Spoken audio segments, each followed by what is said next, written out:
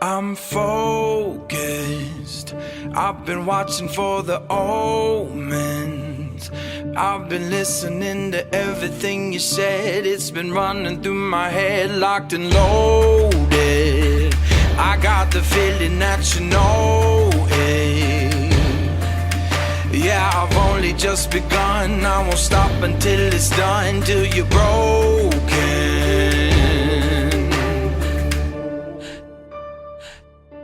So welcome to the fire. I'm the one with the lighter. Feel it burning through your veins as we're walking through the flames, getting higher. Bigger they are, harder they fall.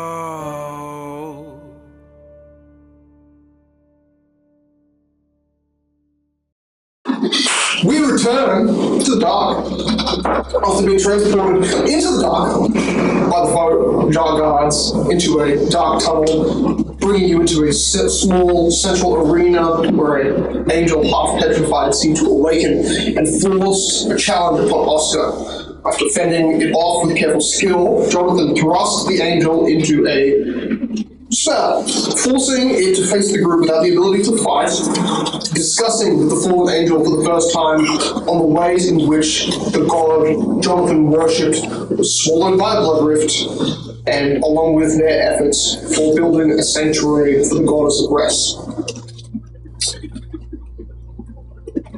Fallen into the ethereal realm where it lived besides the material, unable to be seen, until a series of events have happened. Heron forcing the incorporeal physical forced this meeting, and with it possessed Oscar's sister ended, with the possession of Oscar's sister removed thanks to Jonathan.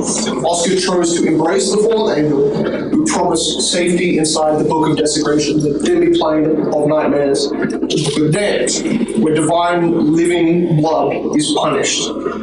Oscar became possessed by this spirit, and using it, he will have greater strength. In traveling back with Mitso to the temple of the priest Saul and his god Hesperus, where the group chooses to split forces, Emmerich and Ray leading away right before you arrive at the temple, or right before you start your discussion, and then Heron, partway through your discussion, flies off in that same direction, knowing that Monarch and other traditional avengers were in that area where something large was seemingly growing above the buildings and then shrinking.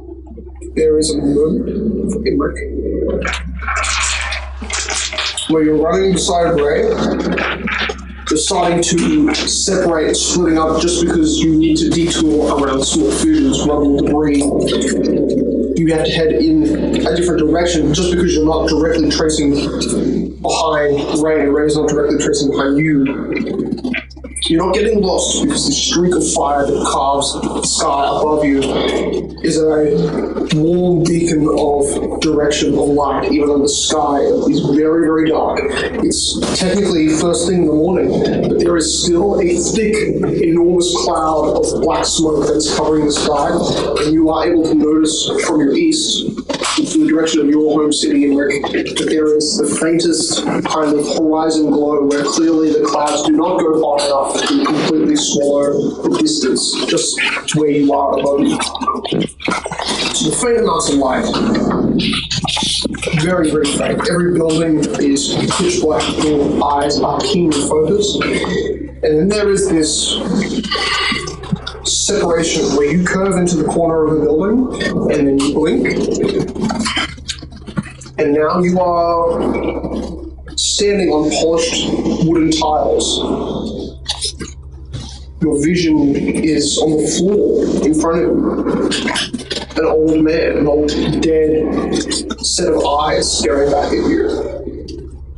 You've seen this man once before. Someone who tried to bribe you with lockpicks to infiltrate on your group and to find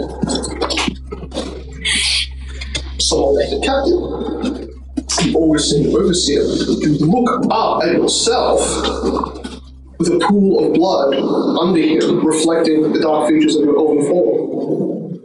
As you look down, you notice one hand is a poison dagger, and the other is a large scroll soaked in blood. Most 2/3 of it are blood red.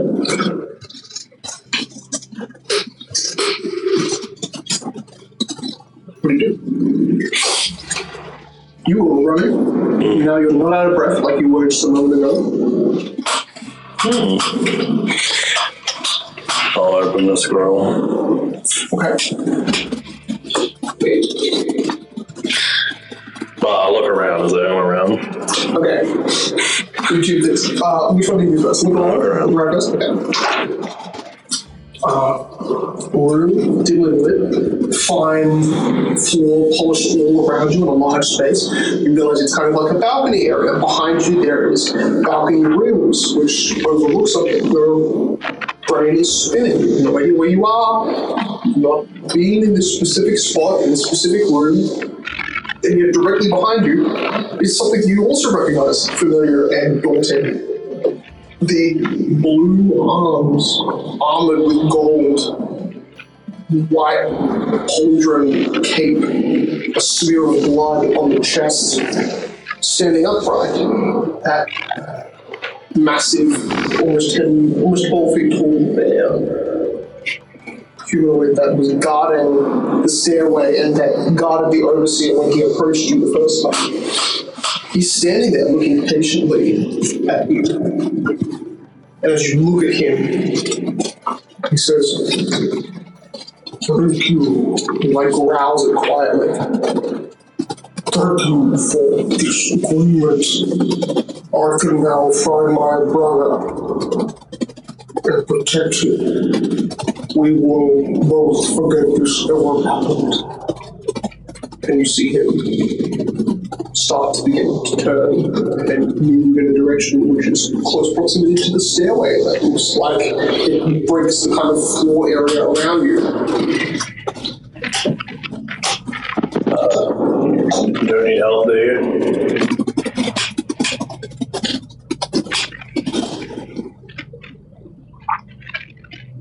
He hits the top of the stairs and stops. "This was not the one Oscar is hunting. That is his brother."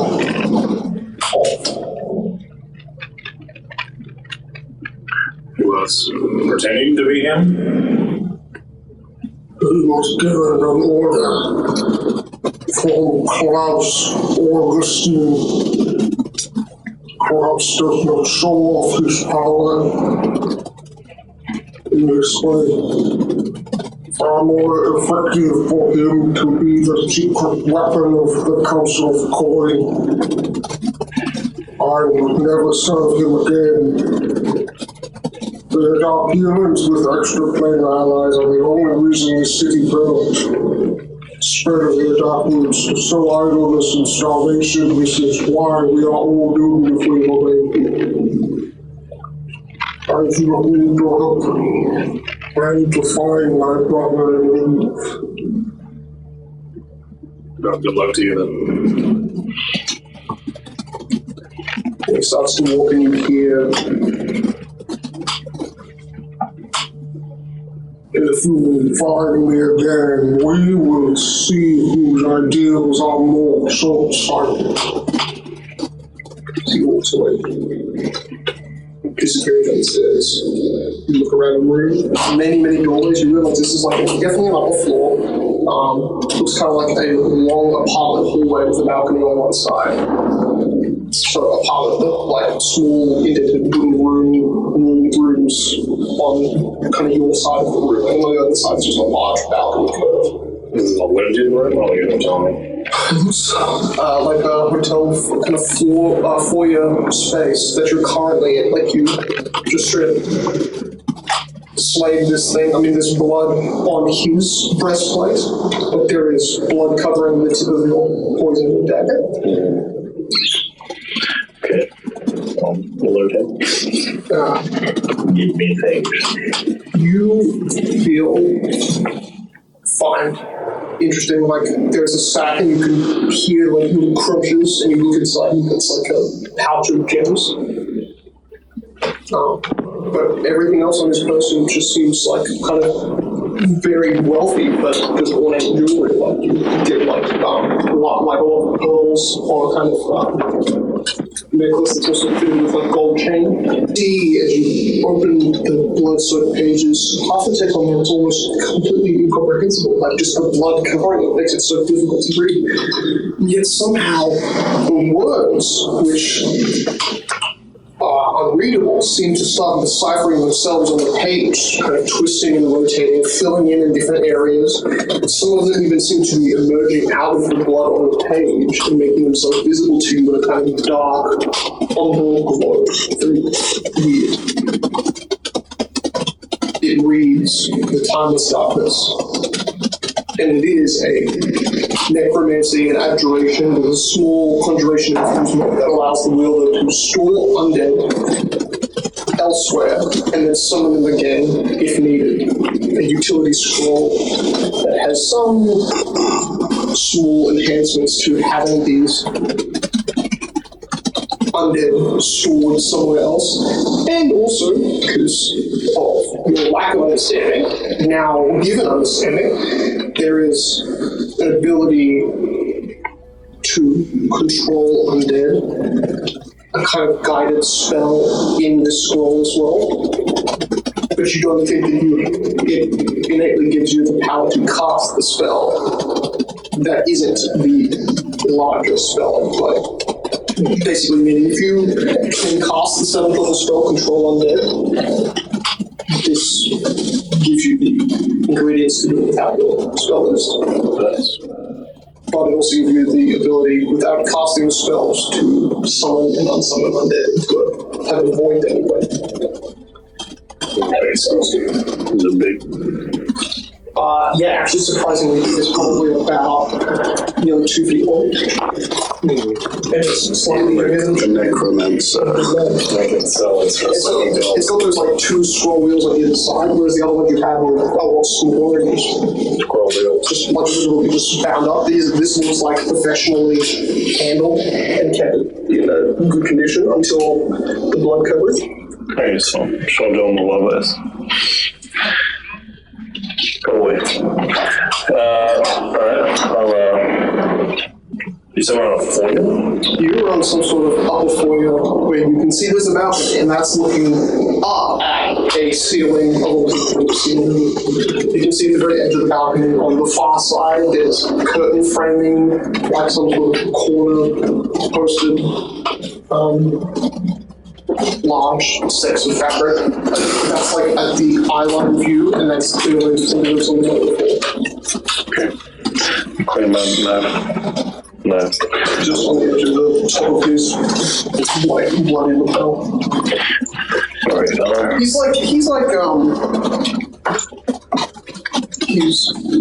just a very tanned skin bear, but has this very like intense, fearful, aggressive expression that's kind of stuck on his face.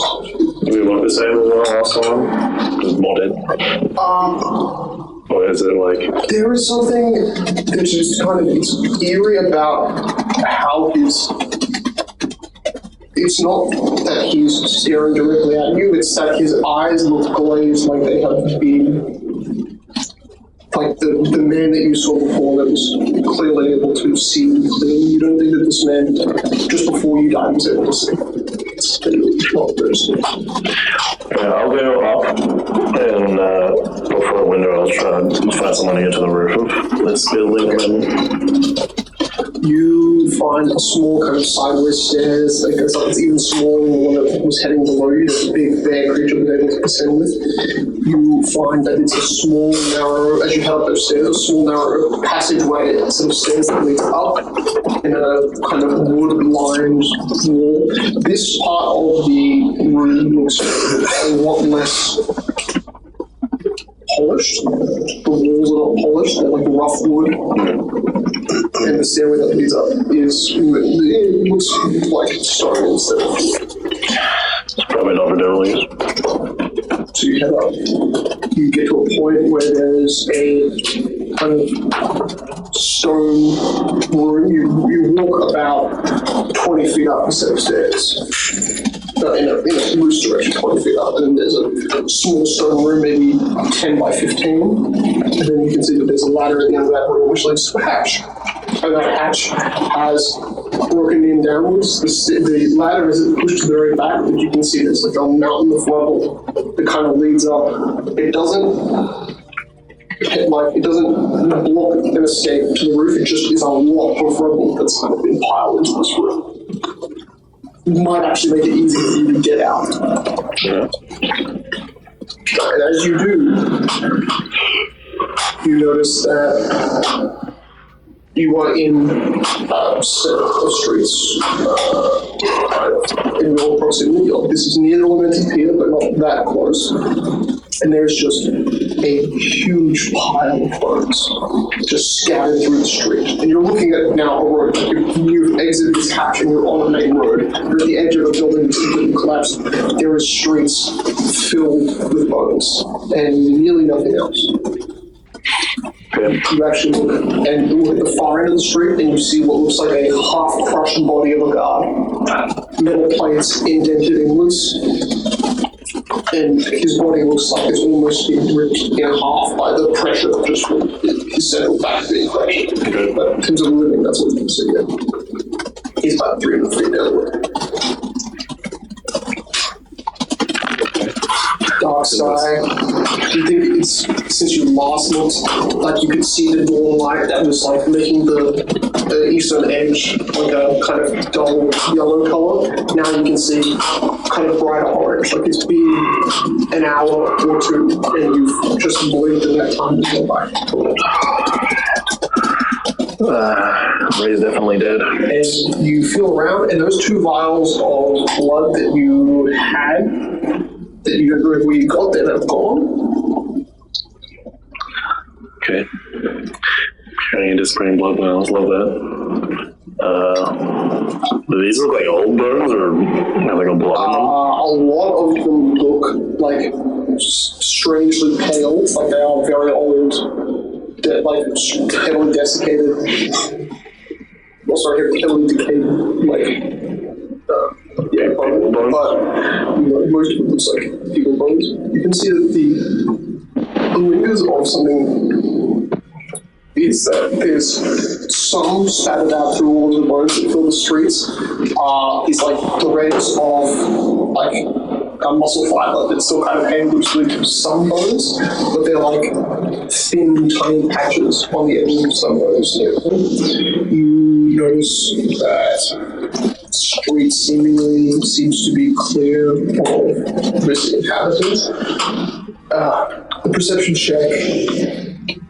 You do a perception check for me. 19.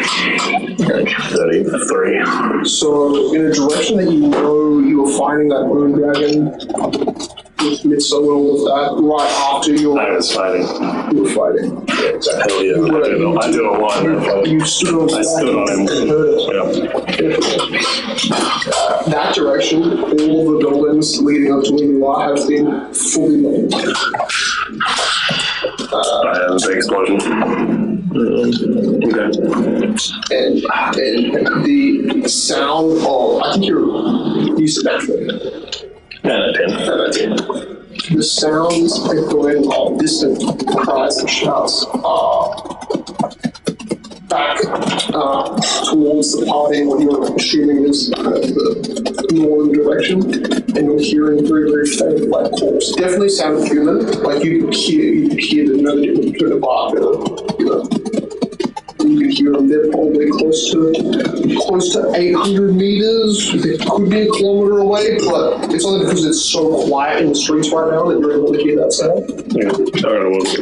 Okay.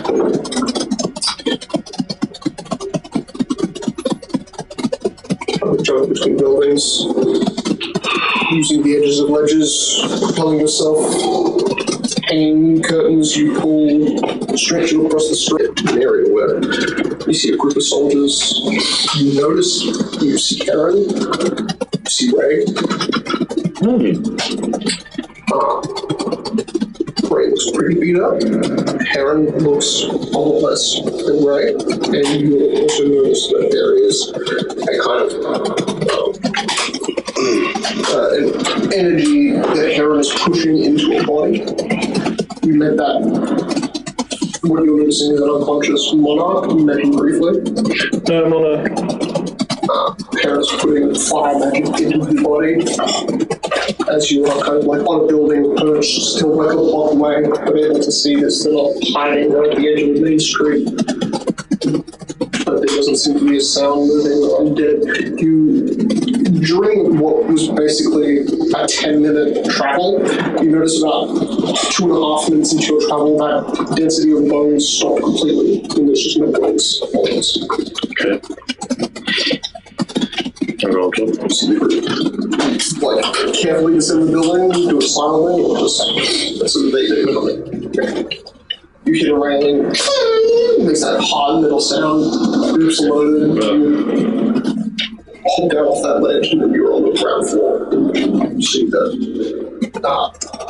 Ray starts to talk to you about it was an enormous undead abomination, took his sword when he tried to strike it.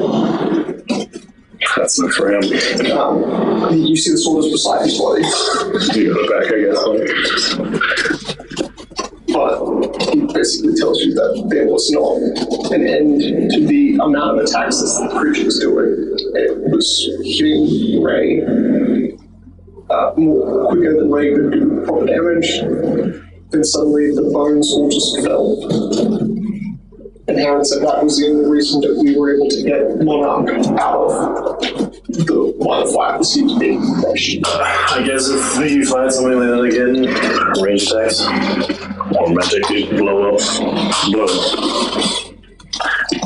It's like, basically, I'm so out of energy. It's a miracle that I was able to pull Monarch away as fast and then put the remaining healing I can into. He's not waking, but I think that we've re-inflated his chest so that he can probably breathe properly. well, I'm out of healing potions. That's fine. Healing. We should, I guess, I don't know, what should we do now? And if you're out of power. Resting at the temples, resting with his safety might be our best bet.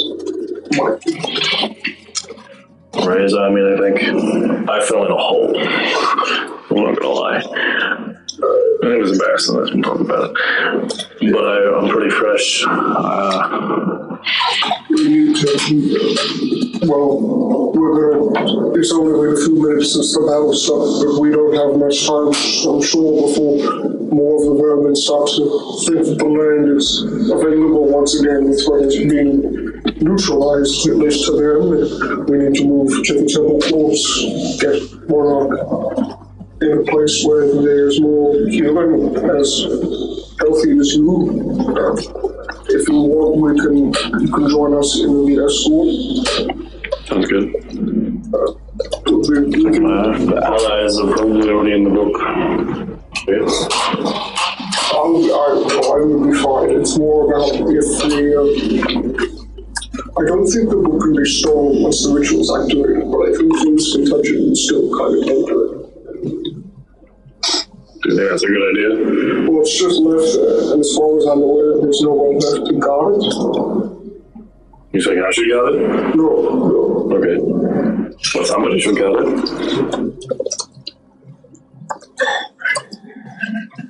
Oh, I mean... Do you have food? I can create food. But it's temporary. Does it? It will nourish me. Just you? Might need to go to the main stockade then. Let me go to the King's Court Roastery store. I just hop down to the follow us, market. I just have a wheel of cheese. Hell yeah, I don't have a wheel of cheese. I've got like a tiny, he pulls apart, there's like literally like a tiny slice of cheese on it. That's right. Nice. Probably keep that. I was going to, we'll get moving in 5 minutes. Just Scout ahead forward us. Which direction we got? He points away from all the rubble behind you and northwards into the city. Okay, I'll have a look. Alright, we'll do this alarm check and then we'll... I'm great at these. And 19. Again. Okay.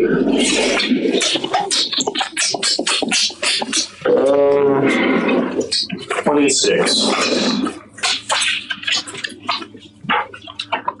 You clearly notice 4 different sets of foot trails, all that seem to kind of be separating from a certain point on the road. They're all headed due east-northeast, actually very loosely in the direction of your temple courts, but if they're heading east at this point, they'll not be going there. Okay. These are like large 3-taloned like footprints. You're assuming these are like some sort of dinosaurs or disgusting. One of the gnolls has feet. Well, gnolls have feet. It's gone too far. That's gross. And you get a pretty clear idea. Maybe the safest path, at least in the like kind of 200-meter proximity that you were scouting. 5 minutes is very long. And then you obviously are able to kind of like perch on a building, flip the group that's being escorted, kind of walk under you. I'm trying to direct them.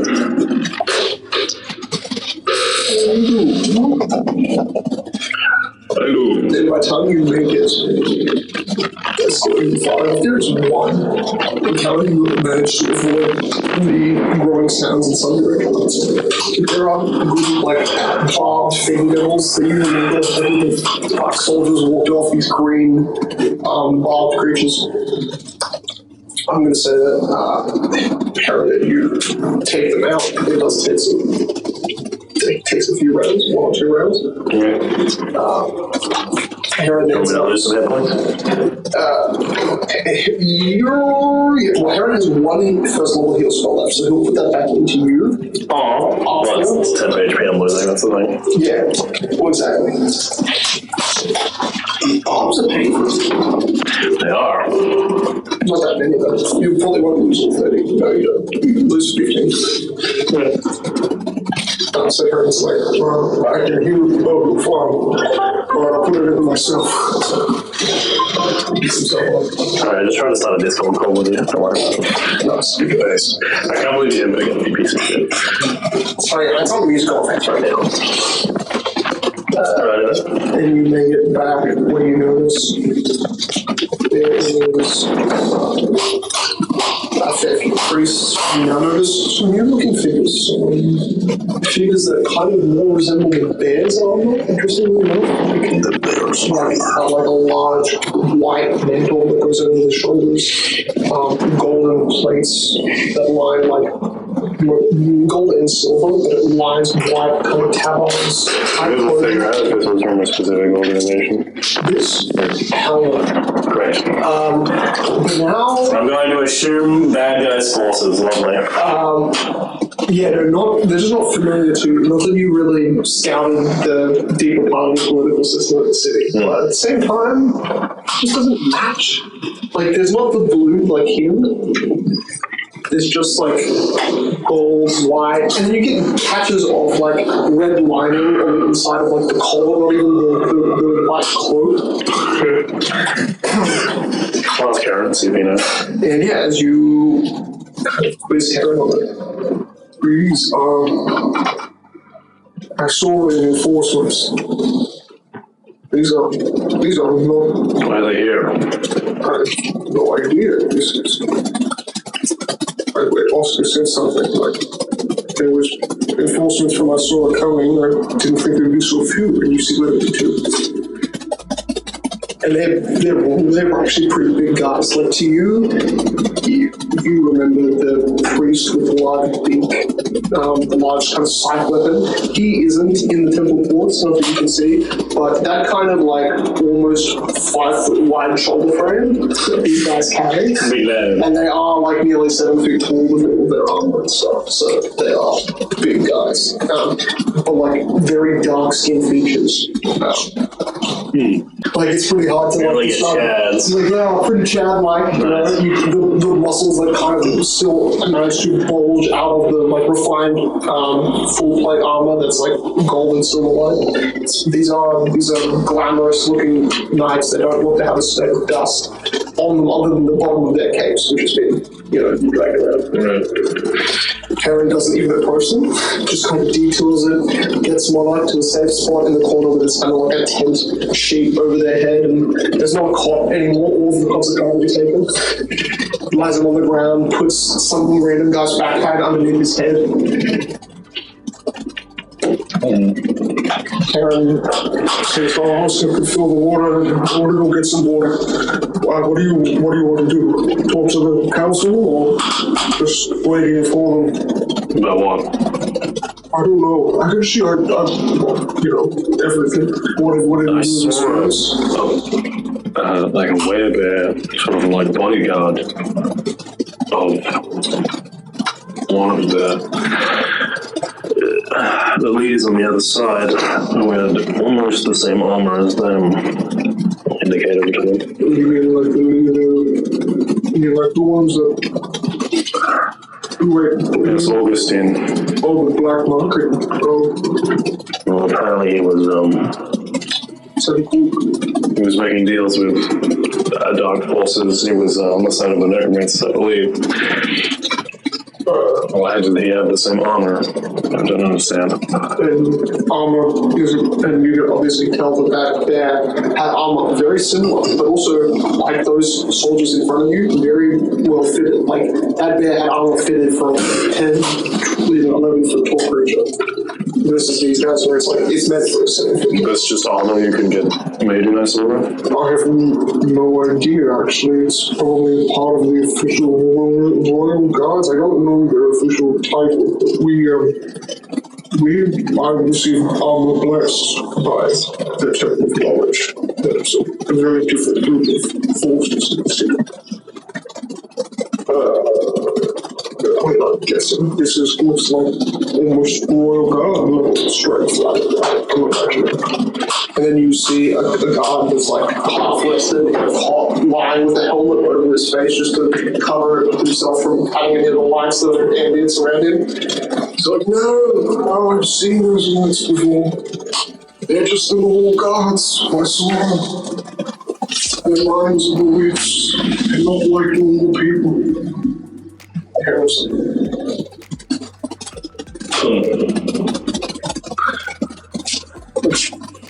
had forgotten. No, yesterday, Inspires found their minds to war. That's all she told me. These are all gods. Why don't we have their forces? I saw her has all the nice things. And you see the almost unconscious guys holding, they just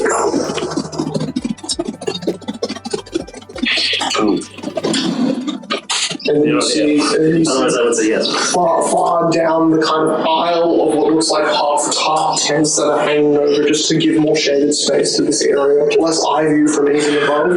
You see Sophia is like ducking around cots and walking through, and she's starting to walk up, and you notice behind her is the fur cloak-covered, very grisly, orcish face of a cloaked half-orc, and then behind that, the centaur girl.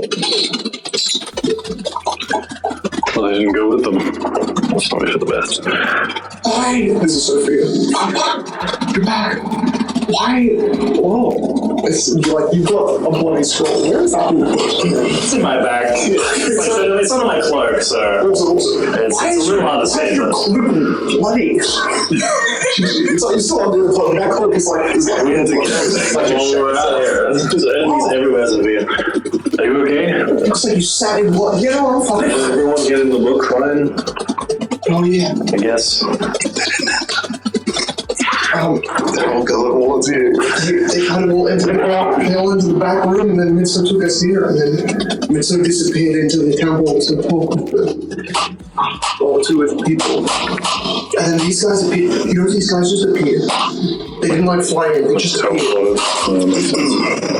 There was no wind all of a sudden, and then it felt like there was a vacuum, like we all were pulled into the center of the temple walls, and then they just appeared. I recommend avoiding them.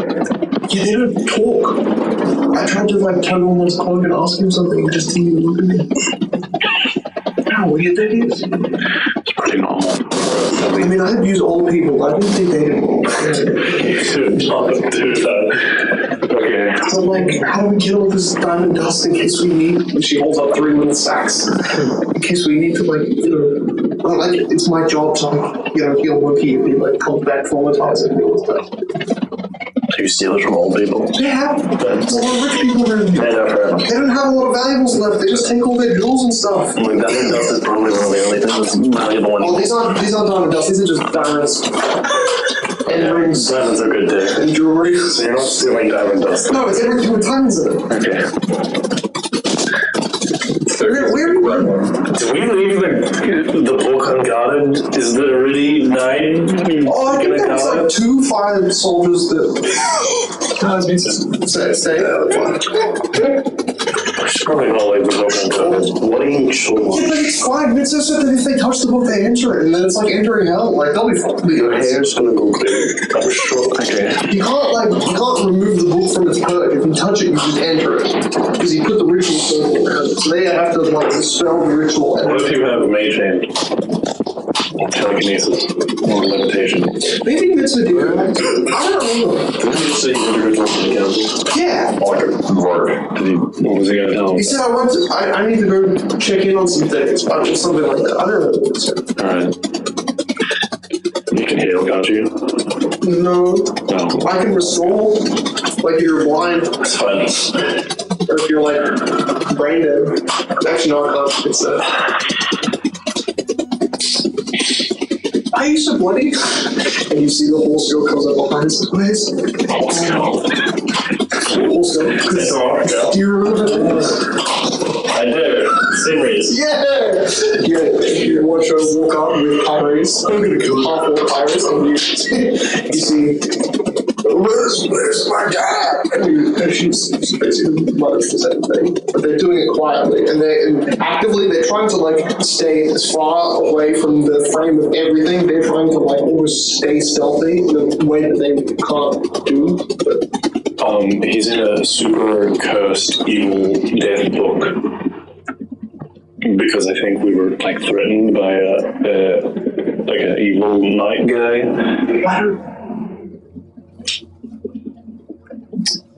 Why are you going with them? This is serious. I think Ray asked me to come and help kill something. I mean, I think it's probably a good idea for me to go in there. have you been in there before? No. Because going in there is a terrible idea. There's not much to do, but I think we don't really have a choice. Tell us, so we have an idea of what Dad's coming back traumatized with? You heard the group talk about it last time, right? So I remember they said they've been in there to get Oscar. Why did he come back with a new? I know he was seeing your grandfather, when he was telling him to do things. What? Yeah, your dad's kind of. He's trying his best, I think. Maybe. He's a little stubborn. He won't take any help whatsoever. Yeah. Refuses to help himself. He's not talking about Mom since he got back from the battle with Voss. Yeah, She was supposed to be there. Your mom's pretty rude. So I understand why. I mean, it's probably the best idea that we all, including everybody here, leave the city. Your mother, I think, went to go look for Harry's here because we told her she was you were in a forest somewhere, so I think she's going to check every forest on Demeanor. Don't know how that's going to go. I think at some point that we'll just ask Mitsu to swear on her and we'll find her or something when everything's fine. Huffle does a big face palm and the girl was really... She was really distraught. Just thinking, she's obviously thinking about it. Do you want me to go and try to retrieve your dad? don't want you to miss your life, you know? Neither. That's your dad. Neither. But if you did, what would be the difference between you just telling me what they know and then me going to do it? And she gets that look of intention. Okay, everyone seems to have this sort of like weird idea that sending young people into war is a bad thing. I mean, you learn so fast. I feel like you would get much stronger faster. But it's actually what Mom says. Loki would be really angry if I was like, you can go in, it's fine. I think you should stay here. I think you guys dying or getting maimed would really severely negatively impact him. Then why don't you just take us? You won't die. I was already told to protect someone. I mean, I'll do it, but I was already told to protect several people. So it's like they immediately got kidnapped. He's so bad at it. Young people, and she's not wrong. I didn't even know that too. I was just assuming that you failed. Wow. Wait, do you know who that guy was? Which guy? The floaty guy? Are they ready? Yeah. Oh, it's very obviously Sophia's father. I don't know. Sophia's like Sophia's just like ancient murderer, father, dude. I don't know. He's got some beef with Oscar or something. I don't have a dad. I'm literally like. I mean, I couldn't have a dad. I thought your original whole thing was like, you don't know who your parents are, you wake up in a tube. Maybe you don't have parents. Maybe it'll be better. I woke up in a tube, yeah. I have memories of like a woman holding me, but it's just like a little, like a hum. That's it. Okay. I don't remember anything. Yeah. I don't know. Seems writing's on the wall. It seems pretty obvious. Like he grabbed me and then pulled me. And cut He didn't you. hurt me. And tasted. He did It was cut me, weird. yeah. Okay. Does Ray look like he's going to go sit down and sleep? Ray actually, when you basically like, Ray kind of Give me the sword. into the chamber, walks around and did kind of a big perimeter around these two isolated guards, and then actually it looked like he walked into the main largest temple. But like you didn't see him directly walk in, but you definitely saw that was kind of like the direction he was going. Yeah, he was. Sure, he's fine. He's fine. Okay. Do you want me to help you get your dad back? I think that regardless, I didn't really talk about what was in there, but I'm sure it was terrible. Because it's like the ultimate evil book. wouldn't it be a good idea to just make sure that nothing else goes in there, even though it's not like it's evil? So anything evil going in there probably is stronger. Mm-hmm. Maybe dog people are stronger inside that place. Maybe they are. I don't know, evil books were. We should probably go, I guess. Sophia's like, well, you're a couple idiots, and I will just, I'll just join you because it's better to be with. I mean, hanging out here is probably not going to be that great. Roll against Sophia with a new. It sticks up to her. I'm just going to hold her down. Go in there, there you go. He's going there. Okay. So he's not certain what. We're hitting us your AC. Are you stomping up or just grabbing her? You said them stop. Okay. Triangles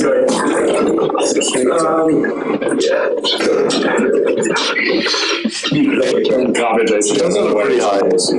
Yeah, well, wisdom is 8, so I was just going to do like a perception check.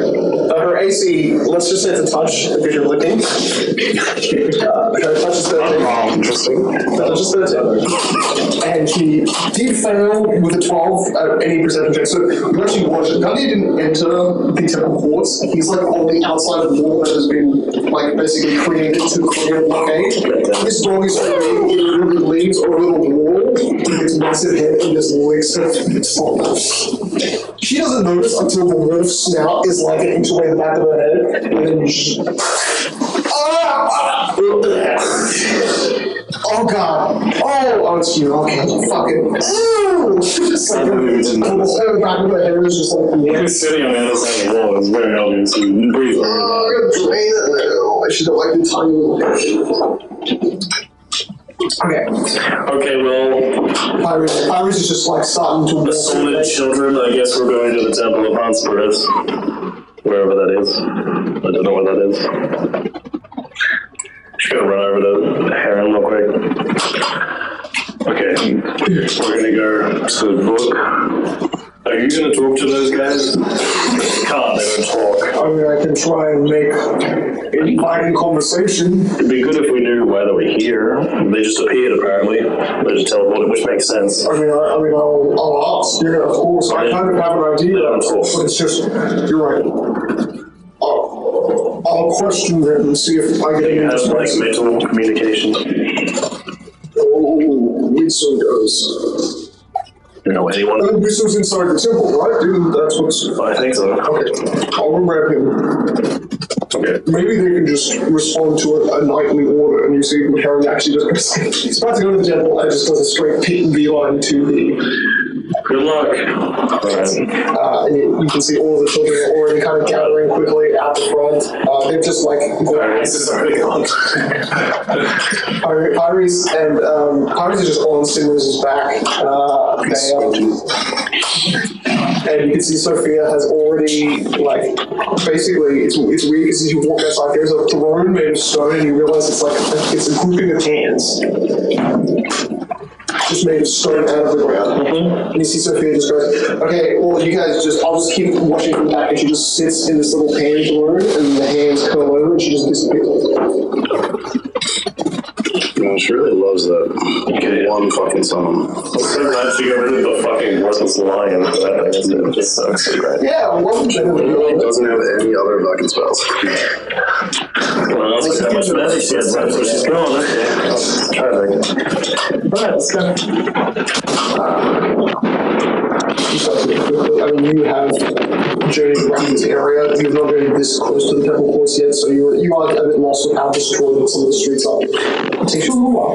But you end up getting to the edge of the temple where you notice there's a small invasion of rat little guys, and you can see there is only one tradition guard that is there, and you see he's just standing with the kind of flame sword, it's flame spear in the ground, just sitting leaning back, looking forward, not really noticing the kind of small, like, shadowed mounds that are kind of slowly.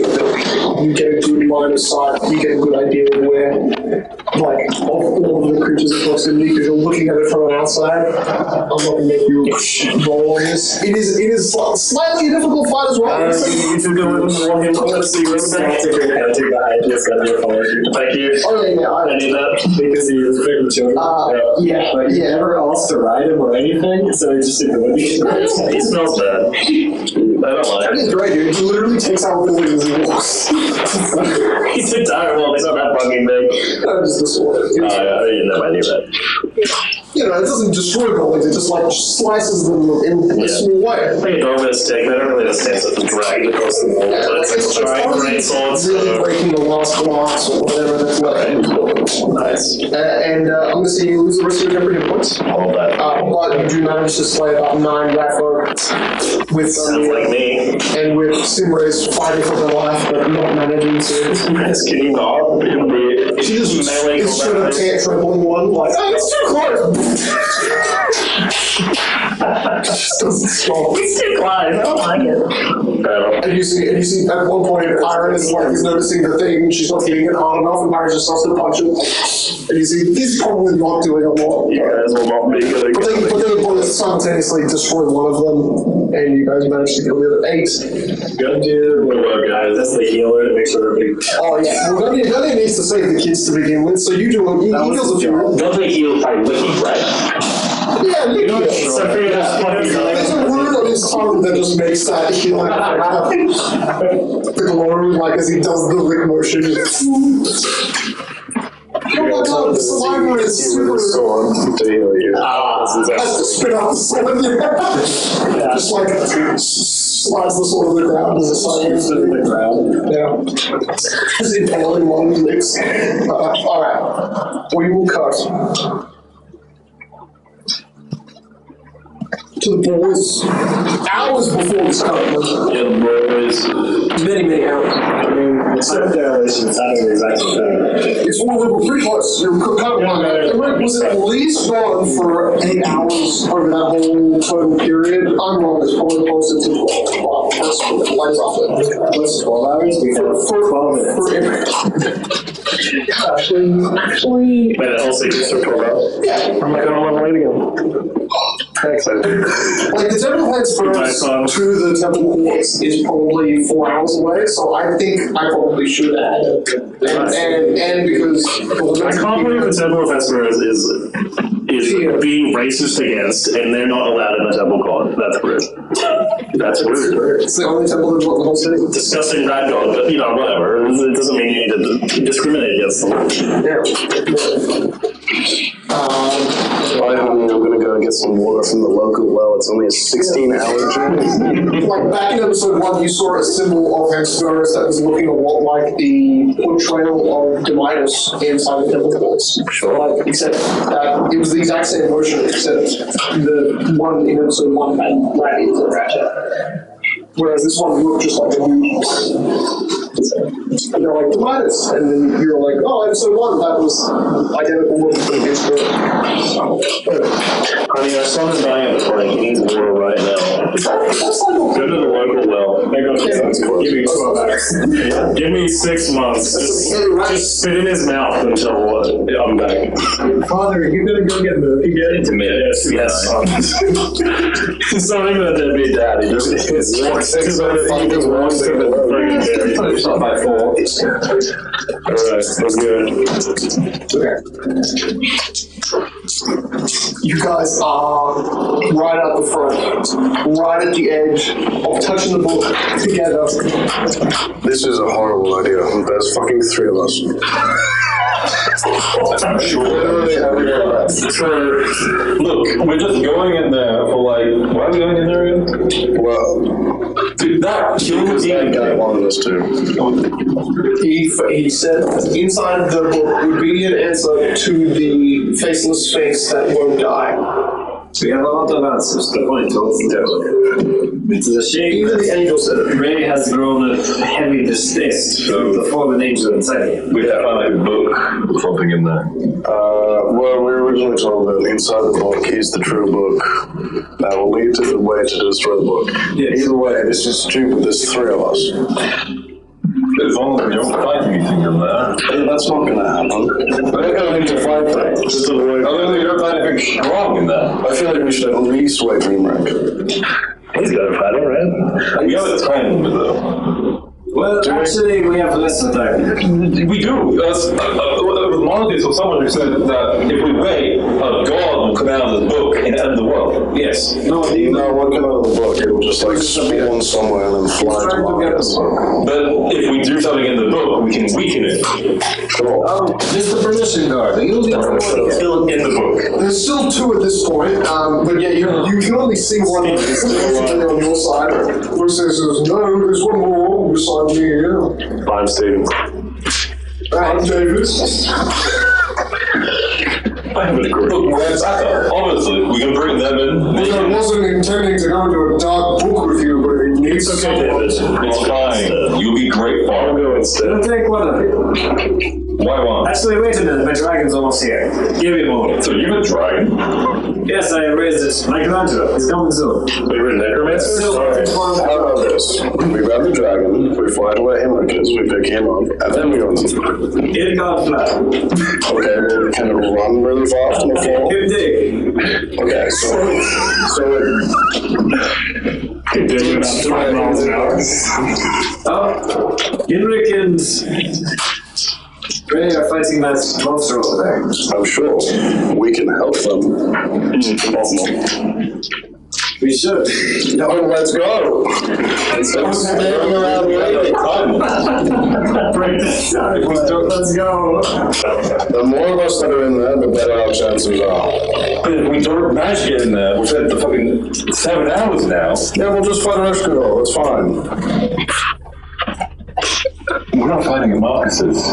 Oh no, the Irene has to fight an extra goal. We need to apart by weakening it. Are we done? What do you lose? Oh no, the bad Irene died. Oh, it's been yes, and the other worse already is now alive in 3 on Daniel. So you're actually, as I don't think they can say somebody is. Demons are whatever he's like. The Rushio is already alive. Yes, but he's not on Downer. What's your, let's see, what's Becky's Wilson? Currently, it's 3. Sorry. Yeah, plus 3. Okay. Well, Dave, since, wait, who's your other friend's name? I'm Steven. Steven, yes. Since we're going to be here for a while, Nice to meet you. tell me about your story. How you got into this garden? It was last minute. Had the option to either starve, cook for people who were starving. I lost a friend. That's horrible. Called him Starving Marvin. Rip Starving Marvin. And honestly, with his death, I decided that starving wasn't good enough. Military rations are keeping us alive, and we keep on duty here until we save our city, and we get to sleep. I see. Well, as you know, that a swarm of undeath is going to come here soon, and I'm going to be sending along Another one. or not. It will be safe. You're a necromancer. Man, this guy, we should kill him. And what was Jonathan saying? Because that's a good point. I forgot about that. It's kind of perfect. More undead, yeah. You are noticing now, as Oscar and Mickey are running at the hour point. We're parkour. No, you have to. The city is up. Can you run? You have to do it. So 45. 300 times 4. 160. 160. That's your run speed. That's right. Mine is 350. Sure, but you don't. You go on these. I'm just going to carry him. You're not very good at going up from buildings like me. Okay, that's the point. I'm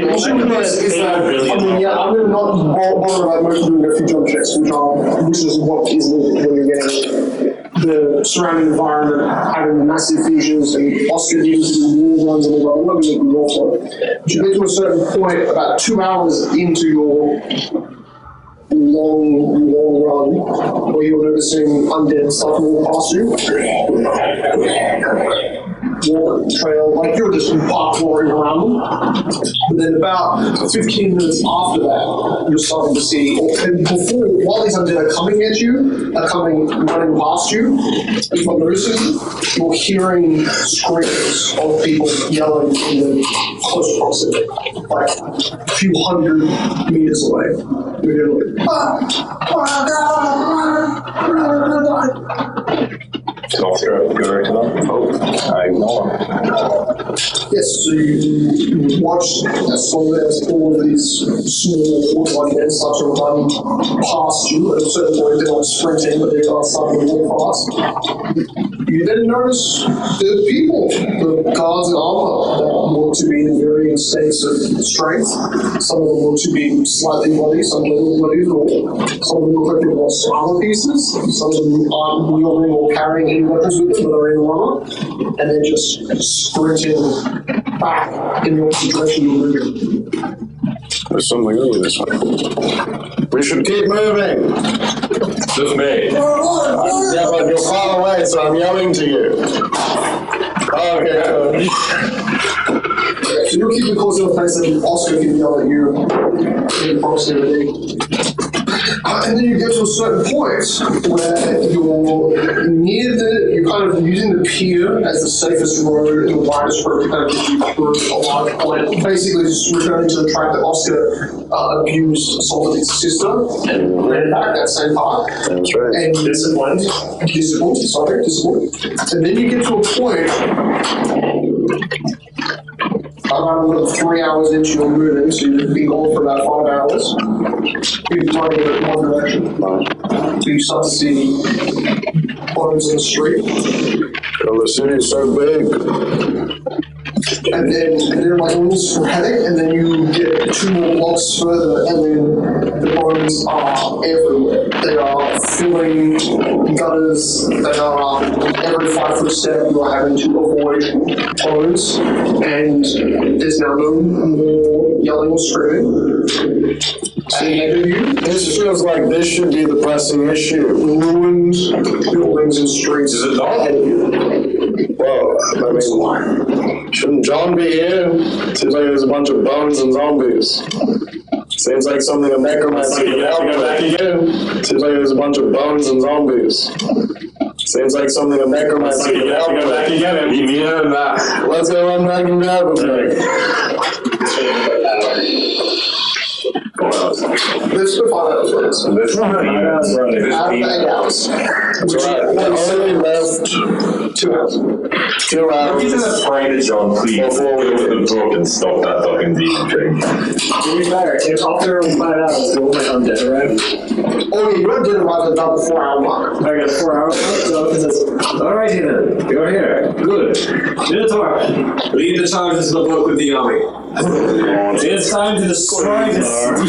You see David's just like in the corner. The spear is tilted forward, but it's in that way where it's like just going to get within 5 feet of me. So, Don't worry, Dave. I told you about it. You won't harm me as long as I'm here. We can hold this. An army of just watching the Minotaur just like, Yes. Oh my god. I need you to destroy every living creature in that book. We're not living. well, I'm not doing that. He's dead. Oh, sorry, Dave. I'm not talking to you. I'm talking to the... What I made you. I think I can hear you. Alright, enter the book. Touches the shirt. He's all just like vanishes. Since they're all evil. Yeah. What I'm noticing is it looks like suddenly they do either shrink or they just condense into a black dot and then disappear. Like there's a 1 second where they're a black pupil in the air before they're gone. Oh fuck. Alright. The little guys are like a black pupil 2 feet off the ground. That's what doesn't have no test.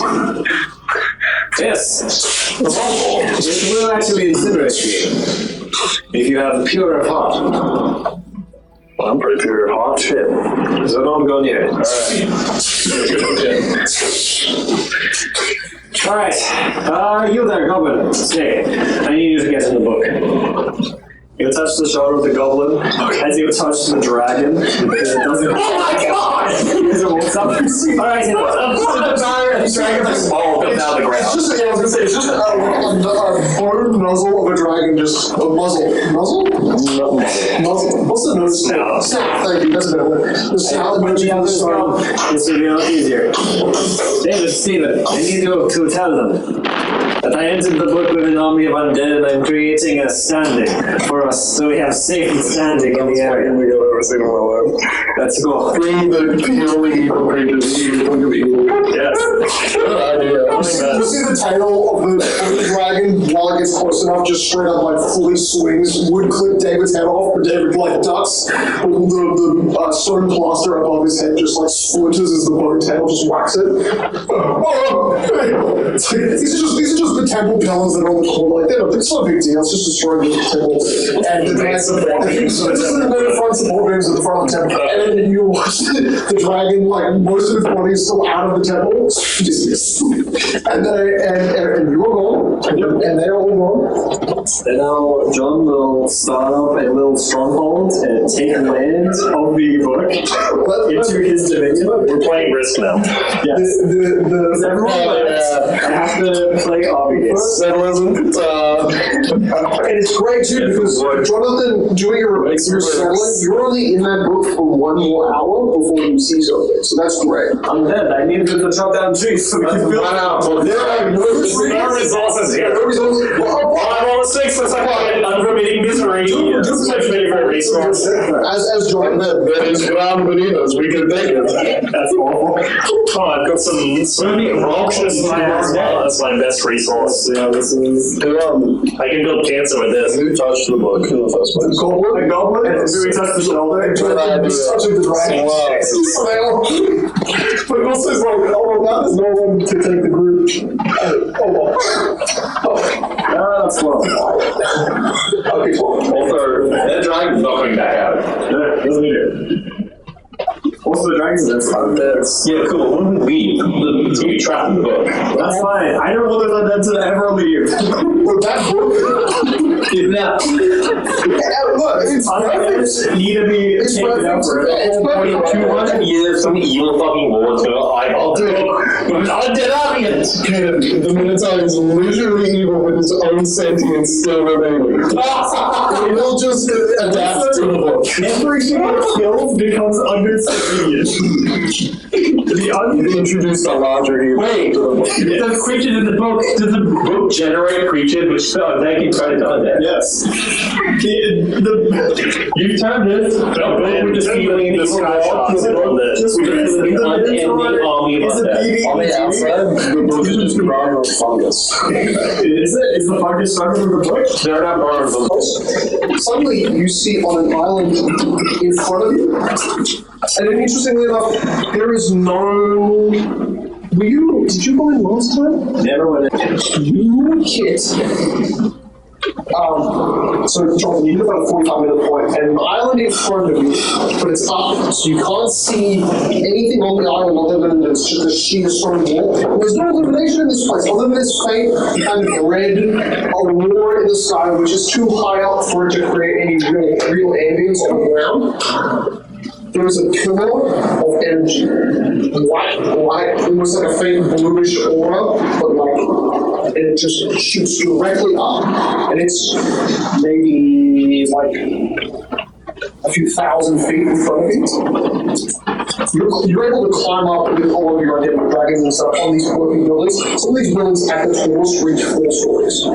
Pretty cool, but mostly destroyed at that 4-story point. And you're able to get a view of some sort of structure that's very undefined from your, with your vision and sight using your actual eyes. But you're able to tell there's some sort of tall, sharp, almost like obelisk with a sharp prong at the top. And now you've climbed up on that point, that beam of light has gone up, already has gone by. You don't know if exactly that is the location site, but in terms of pillars of channeling energy, that structurally looks pretty reminiscent. This whole island is a wall about 500 feet above you, floating about, if you're kind of in the middle of this first landmass, it's about 600 feet ahead. The cut-off point. Alright. Jonathan will, You're noticing there's a floating debris that's kind of like, it almost looks like it could be used as jumping points to kind of get up on those islands, but it's so sporadic, you honestly think you're going to need some magic to be able to boost you up that high. I activate the mythical self-invite. I'll pick up one of my zombies. Hell yeah. With a telekinesis spell. Oh, okay, never mind. As a turn ability, as he launches one of them up onto the island. Yeah. I think that's fair. I couldn't get her. Is there a force field or anything to it? Well, you want to just move things. It lands in the mirror of the dice. So what do you say? It's a flash shock immediately. But you notice It's zombie ladder. But you do notice that goblinoid creature does make noise, just naturally. It's quiet noise for sure. So it's weird that you notice that all of these rocks are kind of floating like debris in the sky and they're not moving. You notice one much closer to the lip where that goblin landed. One piece of debris just kind of starts to float up towards it. Just one rock. About the size of a human body. And then it looks like it even drifts onto that landmass. Like in the direction where that goblin was in. Strange. Jonathan, how heavy are the rocks? Around you, there's a scattering of them, but I would say the biggest. What's the weight limit for you? I got 300 pounds. I was going to say, yeah, the heaviest would be 500 pounds. Okay. But that's big rocks. You're noticing that there's dozens of normal, you could stand on it and be very awkward. Some of them are 5 foot wide and functionally, mountable. Let's say that. But the largest they probably go is about 10, 12 feet in width. That's the largest kind of in the footage. Honestly, no, if the army goes up first, it'll be fine. Alright, Keter, let's send up 50 goblins. Is your force about 15 goblins up there? I'm going to say every 6 seconds. How long is this ability last if you're going to... I think it's 10 minutes. It's like minutes per level. Let me get looking stuff up. It is... Oh, it's awesome. Shit. How many things per level? You only lost 8 rounds. Yeah, Pathfinder telekinesis is fucking garbage. Well, it's a lot of powerful boss, so yeah. But can you use it more than once? I can, but I was there for a fact. Yeah. Nah, just use it. So I mean, you're going to use it on depending on which one you want. It's not 8 goblins. You just want to do them in as well, just the goblins? No, that's Definitely too fast. It's not until you walk to the edge of the perimeter where the sound starts to travel better. You realize it's relatively muffled, this whole place. Like the 1,000-foot gap between the middle of the island and where your goblins have been moving towards. That you obviously easily close the gap, and you're able to hear sounds like goblins either biting or scratching into stone. Sounds of bones breaking. Crushing sounds. They really like it, by the way. Head resistance. Specifically, Fire for full damage. Full damage, okay. So there you go. That lasts for a while. Look, and honestly, those creatures are, these are stones that can eat things. That's just enough, right? So, We return to the group that's running. You guys not running back for Jonathan? No. Okay.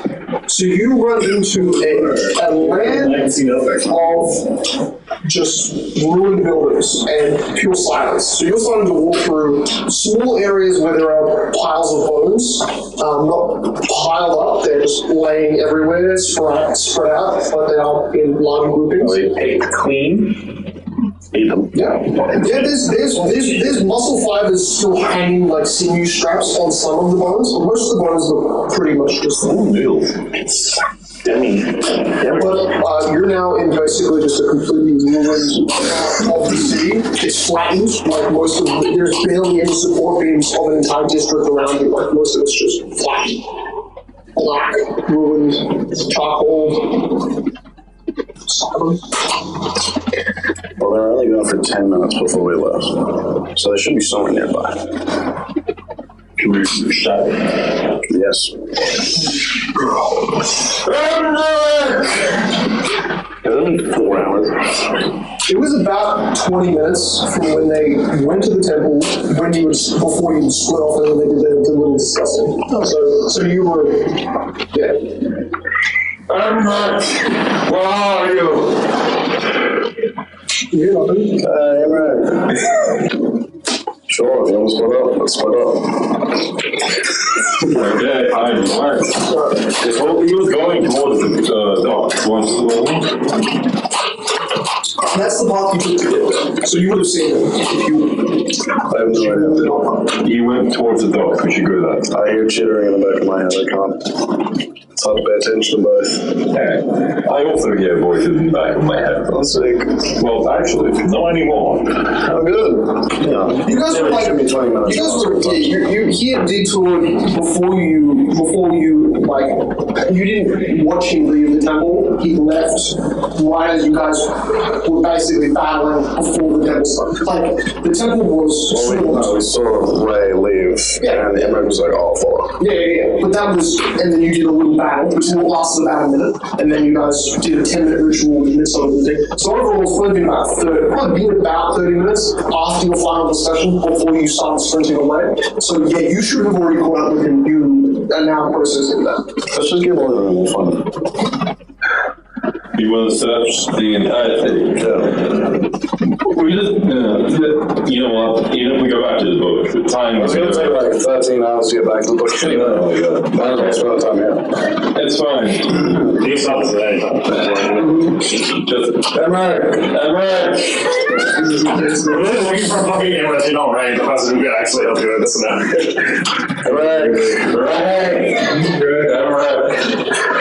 My children! Aaron plays all this. Sophia! Gives you guidance. What are you doing? They're at the turning district. I don't know. Just 8 out of the way. Yeah. He's just watching that 8 that was just spinning out of the way. You now notice that there is a kind of a sunlight glow coming from the south, like a dawn light coming from the south, which is pretty strong, and it happens pretty fast. You're like, oh, that's bright, and it's just barely. That could be Harry. Wait, from the south? They were going after a big monster that was near the King's Pier. Why don't we just go to the big monster and we'll find out? I thought that's what we were doing, to be honest. Yes, this was where the monster was in the direction you saw, and you're calling it Discord. That's a while. The Discord is smiling. Whoa. Why is it so good? On David on Discord? It's touching his bone. And I'm connecting to me because Discord is So I'm going, no, you call me anyway. It's showing up private call. David, the city's too big. Quick. The city's small. David just red. So We will go to the site where the monster is and we'll follow its tracks. You don't have tracks, so you just find the demon. David, your city is literally bigger than like New Zealand. Yeah! Walks from one side of New Zealand to the other. I've ended up across New Zealand, I could say that no. Why can't we have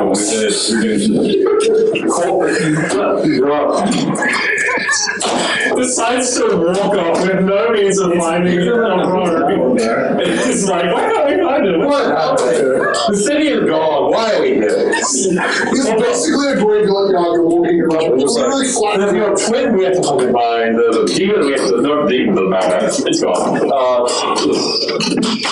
And then you notice something that seems to appear. Nice, something It's south, so in the direction you've been traveling and now looking, there's an eruption in the ground, and you see debris like soil almost.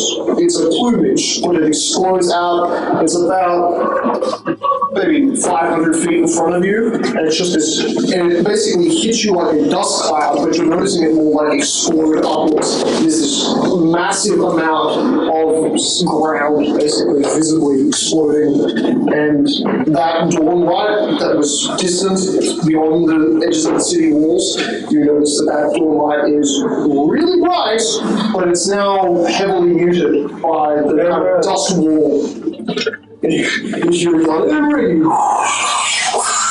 this is before the dust kind of fades, and the dust cloud stops, and you're now just feeling like small sifts of dust or soil just hitting you in like waves from the sky. Oh, that was kind of weird. Yeah, we're going to the sky now.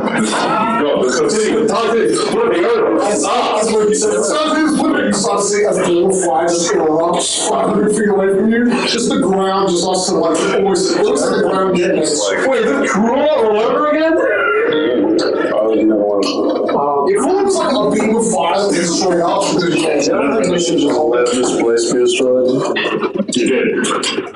Like the whole world at this point. That's the other. Well, it's too big, bro. It takes us too long to walk outside the world. It's heavy. The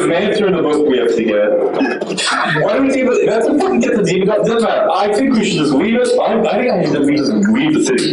Grab our friends and family and leave the city. Well, that's kind of what I was saying at the beginning. And then Marcus, pissed his shit. I'm fucking no idea. Honestly, I think we can kill him. You hear that, and Oscar says the kind of things as you now notice there is a half-on-fire man walking out of basically just like an explosive dust cloud in front of you. Of course. And that is exactly the fireman that you just spotted about being. And he's walking very quickly and more like an impatient sprint. And he's eating What is Mr. Attention Seeker? I'm going under the car. You're throwing him under the car. So you're under the car. It's your fault. We're under the book. You're the one that said you wanted to go with me. We told you I was going to be running away. What did I do? Just killed the Sphinx again. But you have no idea later. Hey, what's going on, man? Why are you not in the book? Shut up! Who cares? Okay, trying to find out friend that we caught, and then we say through talking face. Where is the book? 8 hours that way. Turn around and go that way. Go fuck yourself. Oh my god. We're going that way. What? Dragon. Oh. Find out how friend to bring into us, please. Yeah, no, we actually made that guy. Why? He's the biggest one there. He's literally not. Have you seen him? Show me what the fairy one is said. Dumb. He's so boring. He's immense and vague. Oscar is slightly just different mentally from how he was before. It doesn't make much sense, but there's something very, very weird about him, and he is certainly radiating an evil presence, which he was not at all before. Did you find your stupid sister? Yeah. Plays pretty well. Well, how is it? We're recording so we can do it. They're clearly evil now. You have an evil aura now. He's not evil. You have a sister inside. Yeah, later. No, not my sister. It was a demigod. Sorry. It's a different thing. He ate out his sister for the demigod. Yeah, there was a demigod in my sister. Now it's in me. Find us English first. And right, where is it? That's a temple, but probably. I have a temple. Temple. We have this. You go in the book, and I'll go and get the one you're doing now. Well, you get them and we'll go in the book together. Go in the book, or I'm going to shatter your spine and then throw you in the book. Okay, then. What's up? I need a lot of him, so I don't go with staying with And then the closest person you find in the field of people that are still kind of running back north, most of them are now not running, that you find in close proximity. They are waiting, and they are just like basically panting with exhaustion, and you watch Marcus funnel all of you into that person. You lose control of your physical function, and you feel your body This is really gonna hurt because you're not supposed to do this. gracefully pushed into a space that does not fit you properly, and you feel for a second very cramped, like you are pressed, and then you feel like teeth, and the taste of blood in your mouth, and you emerge covered in blood, exploding out of Steve's mouth. Oh, right here. That's like fucking spell you. Body just rips it off, instead of pulling it way up. Dave is just See? Judge Potter. what the fuck is that? You're lucky. There was a dragon that just went in the book. It was a 50-50 chance you're lucky. Alright, find Emmerich. Touch the book. Find Emmerich first. You notice as Marcus, with incredible hearing, outside the perception of the present group, you are hearing talking with a common central character, young voices and the sound of the wolf panting. They're probably 800 meters away, just like down the road, and they're heading in this direction. Oh, what a coincidence. Your elf friend and your door are coming. My daughter and someone else.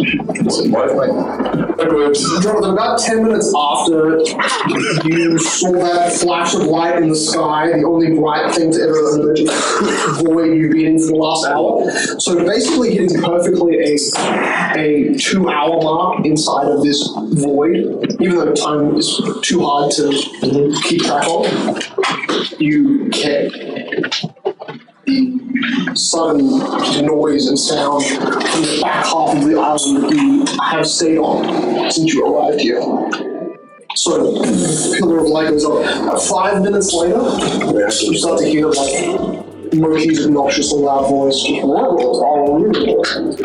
That wasn't that bad. No, so if it's just like sitting there in like a makeshift tent, having all of his guys. About 3 minutes ago, you set up all of those weapons.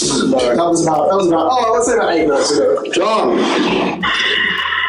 As you see, like an army of 300. You really notice, Jonathan, because one, there's a swarm around one particular destroyed building, a dragon that is half curled around that building, and atop the ruins of that building is one figure. You're still on the throne made of your golems. A throne of a destroyed building, if you want to call that pretty fucking. Oh, you can fly. Can you carry us? Nice. I severely doubt it. And you do start to move like really slowly. So your roughly 20-foot fly speed becomes. I'm pretty light. I can do it. Right to your shoulders. You try to jump, and then you just like hit the corner of the building and just bounce back and forth. Maybe I just need to like instinct. I have to go all the way to the lake, like I'll go on top of the building and jump off. Last time the priest, you remember actively casting magic on you to make sure that you could airwalk, which is what happened last time. But now they're like saying you can run jump. So now you see Loki walk to the edge of the island, take kind of a prepared, almost squat position with his horse body, and then as he leaps up, you watch one of the rocks just open its large mouth, and then Loki just straight up goes into the mouth. How much was a child? Because you told me I had a zombie child. I was doing the 5 hours. Impossible. Okay. So you feel teeth and acid stuck in You're able to scratch the inside of this thing's mouth, but you jumped in the rock that you were hoping to like jump onto, and it opened a mouth that wasn't there, and just put you in its mouth because you were jumping at it. You see horse legs just like flailing in the air. monkey. Perfect. Hold it down. I need all the virus to infect it. It'll make it so much easier to take over this land. I'm probably gonna take tons of damage.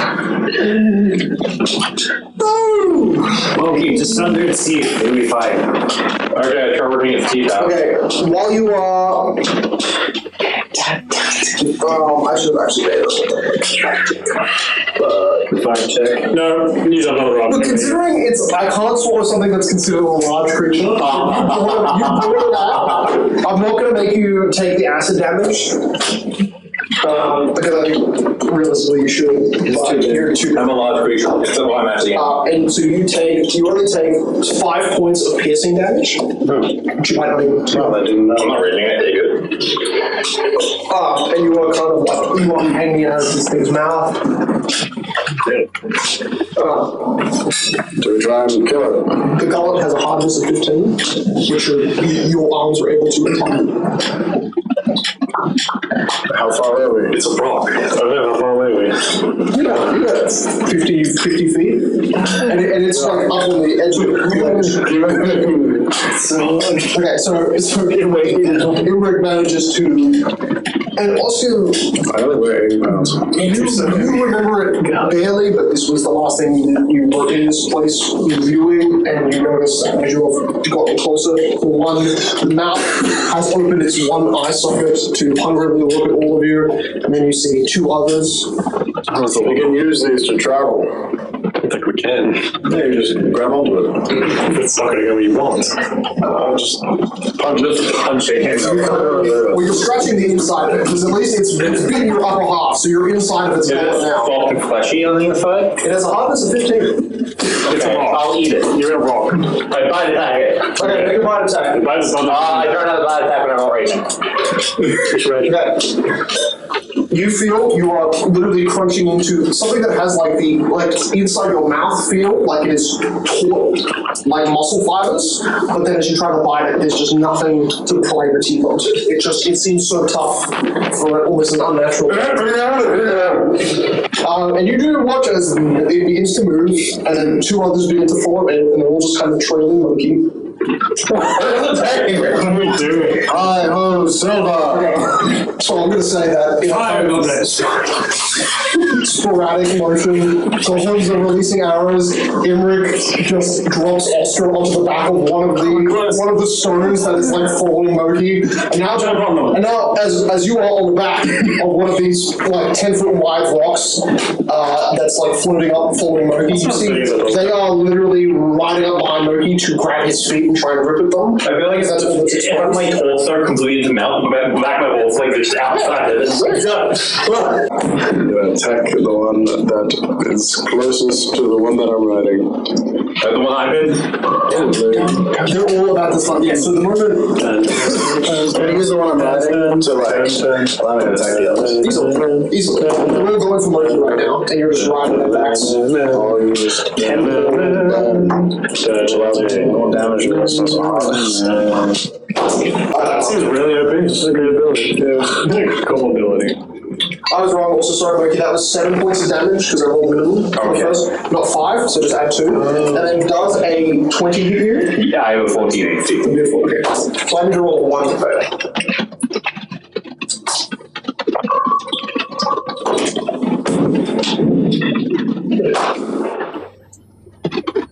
Those creatures are 14, yeah. The rocks have done bad things. You ain't positive energy about the illegal. You take 29 points of damage. Run out of positive energy. As you notice, a long rest? you're hearing this. Oh, 16 hours a long rest. 22 damage. However, you have limited hands. Ignores hardness. So I have 36 HP. Actually, you said that Dio goes. So territorial bypasses them anyway. It's plus 20. How was that middle range for damage or low range? Wait, how do they play what again? Okay. Huh? How do they play hands again? It's D8s. Ingrid, what are you doing? Following, are they going faster than 20 feet around? Actively, they have a fly speed of 20 feet per round. Sprint. You can sprint to double it, so you can get 40. So you can be going faster than them while they're and you now notice that Oscar, they're almost in a triangle position. Oscar is on the back of one, just stabbing at it. The other two are ripping at Moki's hind legs. Oh, go to the one that's... I can attacks. Territorial is now Gladius. I just want to see what damage you do. We can see through the clouds. We'll see that. I want to free it by now. Goblins surrounded. Enter me. Surrounded. The ones that are below, and those that are sort of rat down below, and the goblins are like little cherubs above, just like 20 damage. Okay. My next 4 attacks, I do 1 damage. Attacks is like not zigzag. Just hit her good on one. What'd you get? My next 4 attacks, I do 1 damage. 20 damage, so 10. Beautiful. Okay, I'm going to skip through this now because now I know the damage amounts. You with the help of the goblins. I can only do that once. Yeah, Oscar does like. No, I'm going to do my ones. My guy is flanking while we're doing it. Okay, I can. If There's a lot of goblins that are coming up to I strike I actually. can do it a little bit though. And then I have to wait until one dice. Yeah. with the that happens for 3 Goblins gotta do that. like after 3 rounds. They can fight less. After 3 rounds, Oscar can be the one to do the killing. Yeah, I want the kills. Okay, I don't want the kills. You come fast. Kill for the goblins. So I'm pretty not good against okay, 4 Moki, 8, 13, 15, 20. That's 28 points of damage.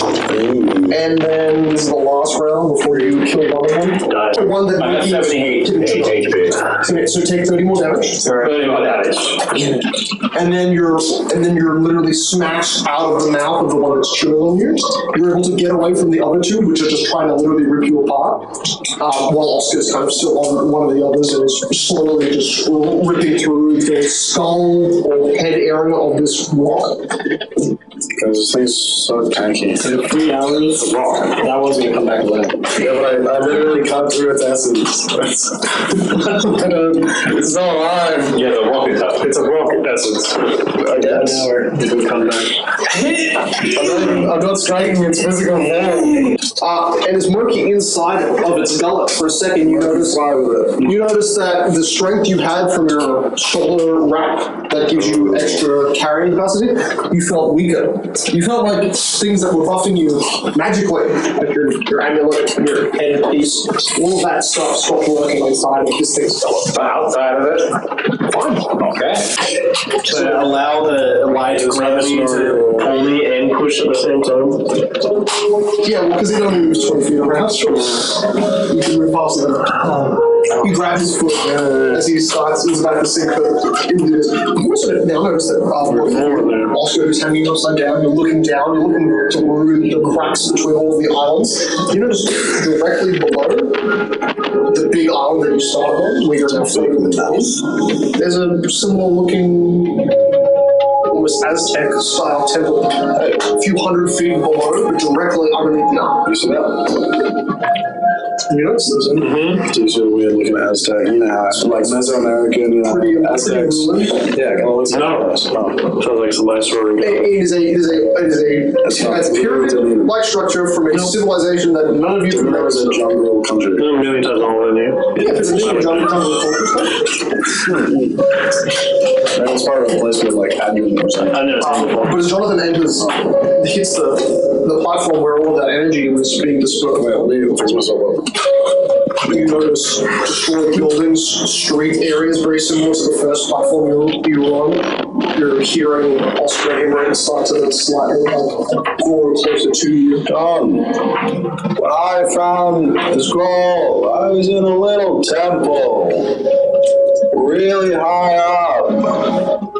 I see. Come up here. Slowly they're rising, slowly. Keep going faster. Oh my god. She's like kicking as fast as I have to kick. Oh god. To put an effort to move here, and then I just will myself. It is well. You eventually figure that out, so it stops you from being exerted. But yeah. Now that you're here, did you find the other scroll that was missing? Tell me when you're dealing with the undead. No. A bluff check? Bluff check? You get to do it. It's What do you do? Very good. Good. Good stuff, brother. You can do it, Jonathan. No, I do not. Did you lie down? Yeah. You did that. Sick. Good man. This is why Oscar wanted him. I don't have a scroll. Yeah, I can't succeed.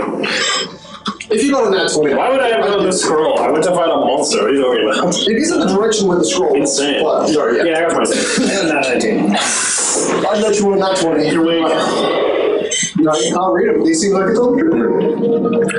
It's a shame. Well, I was following them, and then I fell in a hole, and I fell on the ground, and then I had to go through like a cellar. The scroll wasn't down there. I thought the scroll was in the bazaar, which we could have easily went and gone. Why would the scroll be bizarre? In the bazaar, Mark, you so silly. Okay, how did you get up here? How are we conversing so easily, John? I'm flying for so long. You climbed really easily. Easy, I have more prison than you. Your real heart is chewed through, and your legs are heavily scarred by just like stone teeth. There's a point of bringing my sleeve. Yeah. I can't hear you. He can't even. John can. John, did you fix my leg? I thought you could regenerate. Heavily scarred. I will limit yourself. Can't only have so much anger inside of him. My blood so long before it needs to go dormant. That makes sense. I could give you a little. It's fatigued. That would be appreciated. However, I have a better idea. Come here, listen. So you got all of my blood, because it make you work. Can we go there for it? Well, you got this correct metal. I think I guys could be fine. No! Nice. Yep, alright. That's 23. There was so much answer on this time before. Actively hearing it sounds like its voice is being. Being chugged. or just dispersed somewhere else while it's trying to talk to you. Sure, me, like you, it's been sucked. Well, I'll point. I didn't even give you I allowed it to go into my body so that I could stay. It was going to try and remove my whole iridiness to make me a human. And so I beat it up. I think that would be good for you. No, so I beat it up. And then I said it could come into my body because otherwise it was going to go into my sister's. And that also meant that we could go into here and this would just suck off of its life force, not mine. I approve. Being a human is a bad choice. Our life force is being eaten from being in here? I don't really fun. Oh, okay, that's fine. So the angel's dying. Yes, probably. We should go find that It's also, scroll. it's like a demigod, so it's really not bad. We should the scroll. That was an angel dead. I need to find the pages in the book. That's what I mean. It's really library. As you guys are on this precipice, you are noticing that, unlike most of the ruins behind it, these look like the most like you're looking at the city street of a city that isn't Kings Bay. There's no similarities, not the road texture. It's cobblestone, so maybe that is, but it's like very dark granite, almost hard to tell coloration-wise because of how dark the kind of general ambience is. But buildings that look, in some areas, to the corners of this island, ruined and look like they've been burned to some degree. Like wooden buildings have been charred black, fractures of their structure remain. But then there's large, or visibly on this one island, there's a large right-angle building that takes up a large kind of central mass of this island, and it has a large, I'd say like 1/4 of this island size, and it has a large, what Jonathan noticed before, kind of obelisk-like shape on one of the roofs that still remain standing. Is it a large race? What do you describe every distance for the rest of the game? Oh wait, dragon fly that. King's Bay length. Yeah. It's 0.002 Yeah. King's Bay. The clips normally have John, there was a little It's like 20 feet per flight above 15. There was a little temple below us. I see. There was like, have you ever been to like Mesoamerica or reading it? It was great. The Aztecs. There was sort of Mexico below that. Call the gun run badlands. The other ones. I didn't say that, it's America. Anyway. I don't know what it is. It's more some sort of contextual knowledge. Yeah. But I have learned about. It was a temple, and it looked somewhat similar to the one that I found my scroll in. You have a scroll? The scroll that the other me gave me. And sure. The one that said all of the Sephiroth that. I remember learning blood rituals from this Indian culture once. Like heart sacrifices. Yeah, something like that. You could have been farmers. They did use spirit possession, but it was a different method than yours. We could have been farmers. I had to study their method to make my own. I studied many of their evil cults' methods. Oh yes, there's a temple down there. The problem with their one was that it led to insanity. And actually, on this platform, and also looking at this pyramid structure, you're noticing that on an island, further up, off this island, there is another pyramid that looks very similar to the Jonathan's also. Sorry, also. Do you think we should like go to each one of those, or should we go to this large Kings Bay-like building? And then you also notice to your left, They don't. far Kings Bay size. down a little bit, but far to the left, It would fit right. there is another one. So you're noticing far to your left, down a little bit from the elevation of that, there's one of those pyramids, basically destroyed. There's one up and ahead of you, it's basically destroyed. There's this kind of barracks-like structure with an interesting architecture. I know a religion or history check about sphinxes. Yeah, go for it. Would this be a religion or history? I'd say go with religion because it might be your closest tether. Alright. Nature. What other the ecology sphinxes are you trying to figure So I'm trying to think about how do these pyramids relate to a sphinx? Because I know that the demon is in the shape of a sphinx. I know that the sister of it is a sphinx. I mean, this isn't naturally associated with the Sphinx. Alright, 25. This was made by Dubrol.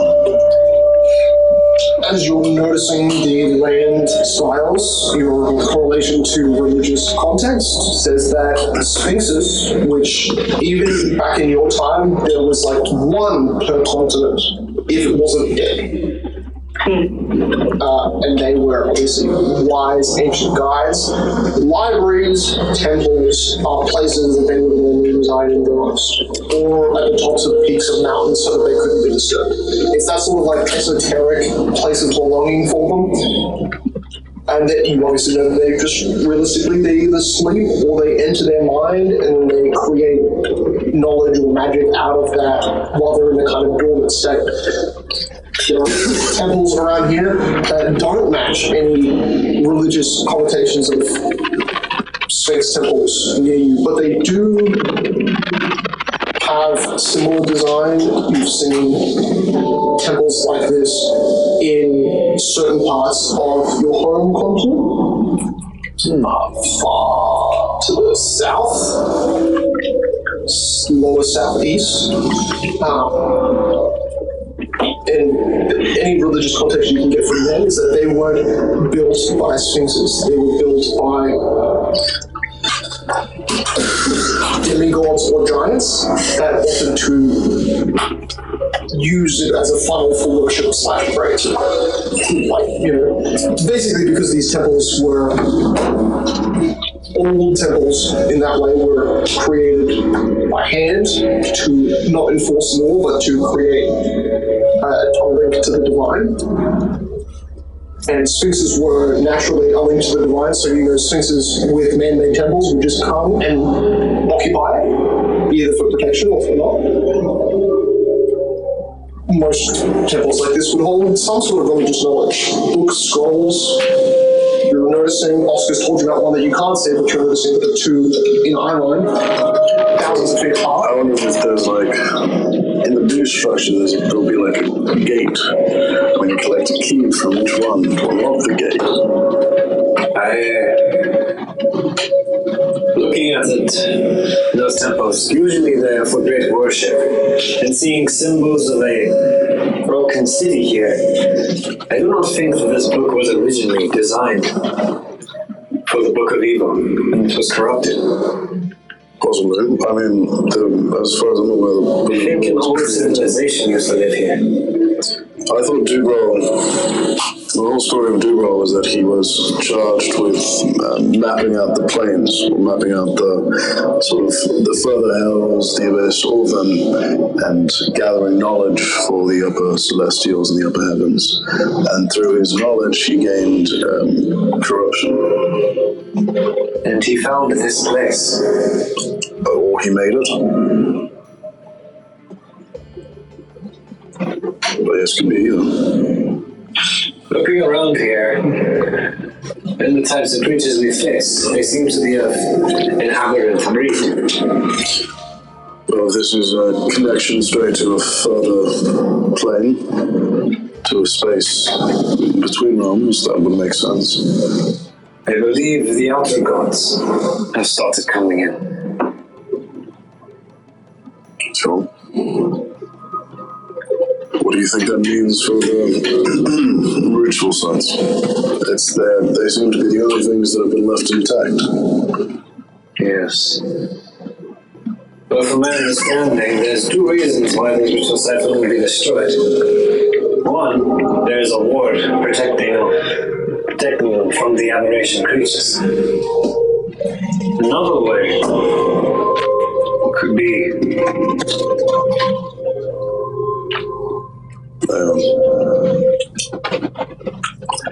maybe we are in an arc. What do you mean? What are these pyramids? Everything here is just a whole civilization put to sleep. Well, last I was here, there were celestials, angels that were cowering in fear. They were being tortured, not allowed to die, cursed to live forever in this. Yes, cursed to live forever. Perhaps they were the initial proprietors of this land, or they were adventurers that had tried to claim it. I think there is more going on than meets the eye. This is not just a book of evil. Something has went terribly wrong and has corrupted this land. You said this book was created from the 3 others that you had found, each book correlating to a greater evil than themselves. Yes. Out of the 5, this book itself is incomplete. If there's... It's to say we can even find a full piece of knowledge in here. And since we are up here, let's take a look at these ruins. So Jonathan, I think also this was sorry, this is what I totally should mention. Your undead would have done a little better in battle, because this whole place is considered desecrated. So your undead get like a +2 on everything. Okay. I'm pretty sure that's just that. Desecrated is like +1 or +2. 300 undead. If you get like, I believe it's just like a +1, but then they get a +2 on something else. So they adds and bonuses apply in a really great way. But you start to do a little bit of the perimeter of the island. You don't have to walk that far. You walk about 100 feet before you notice specks of firelight moving. And you're noticing them 4, maybe 5 of them in the distance. On the ground level. What are those things? What do they look like? Red fire, it's kind of just burning. Well, it's a line. Red fire. Nothing else. I mean, the sky has a deep umbral red color, but it's very faint and doesn't give much glow. This is a bright. Okay, finish your drink. I'm getting disturbed. Good man. Maybe those flames have something. A beacon. A beacon for what? We'll find out. It's better to watch from here. I'm going to take a look at the ruins. If I cry out for help, please help me. None of us can really travel that far. We really shouldn't be in here. Here's The ruins are about, I'd say, 100 feet away from you. You're just like at the perimeter edge of an island that is the larger ruin mass. We should Just, yeah. It's likely to hold you when I fly out there. So, Ken, I'll let you hold on to this. Right now you're at A2. Sure. Or would you like to hop on the dragon? Can the dragon fly now? I'm going to Yes. E1. Well, then definitely. On A2, you're just looking into A2. Right? How about it? Do you think it's running out its wings to move? It's just moving its body and it's slowly rising into the air like a balloon. 30 feet. Well, no, because so every 5 charisma points above 15, it adds 20 feet. So it moves at base 40 feet. If it had 25 charisma, 30 feet. 60 feet. 40 foot as a regular movement, it's slowly how high off the ground you want to be? It's getting to the ruins because we're going. How high off the ground if you want to be? How far is the ruin? Ruins are about 100 feet away, starting at 100 feet. Over 40 feet here. Is there a gap that we need to cross to get them? Oh, we just walk. Well, There's ruins like you would have to evade in some angles, but no, you don't have to fly above this unless you want to head to like where Jonathan knows the peak of one of these buildings has an obelisk-like shape at the top. To get any clear detail on that, being that obelisk is at least 5 stories up, you probably need the dragon to get you close enough, or just fly yourself to get close and see things clearly. I fly faster here than I do walk. That's funny. You fly 40? I do have fly 40. Yeah, because you got a high charisma. You move, start to notice those shapes as you get closer. Little bits of, what's the word? Little bits of crackling you start to hear. Are there any tents or anything around here? Or all works, or... Visibly, there's edges of buildings that are completely ruined. There, inside of those buildings, you can see broken portrait frames that are like have visible paintings inside of them, but they're like that curl over like if the painting frame has slid half the painting out, and the painting was just a rough paper, and that paper was kind of curled over. There's a lot of things here that show like heavy age. And then at the same time, there's like dust. Do you remember when we were in... I don't think we heard of that painting. Do you remember when we were in that tabernacle? There were the portraits on the wall. They were of people praying over large caverns, large floating structures. I think so. Do you think any of that could correlate to this? Carl reared his hands as he explained, as the paper slowly unrolls. Is he talking to you? But you can see bone, literally legs made of bone looking forward. In front or directly facing the kind of frame of these bowed figures. And then the upper half of that was where the mage hand unbowed and then just brought the paper off. But maybe it was like people worshipping a giant. Because it was obviously bone legs that were like the size. What do people look like? Are they human or do they look like race? Most of them, in a kind of vague description, look like cloaked ceremony, like religious ceremonial attire. But then you notice that a few of the cloaks look to have strange symbols of like it's half in the painting in like a kind of detailed form, some sort of cross that has more like a Y shape on it, so it's like this. Yes, the Celtics. And as Jonathan, you're like, wow, that's so strange, but the only symbol that you've ever seen is from Tuella. Like, that's her religious symbol. Tuella. False god. But false in its making and true in its nature, it is technically a god. It was born of worship, not of any true origin. Man-made, but not, as far as I'm aware, not descended from man. Is this Tuella's realm?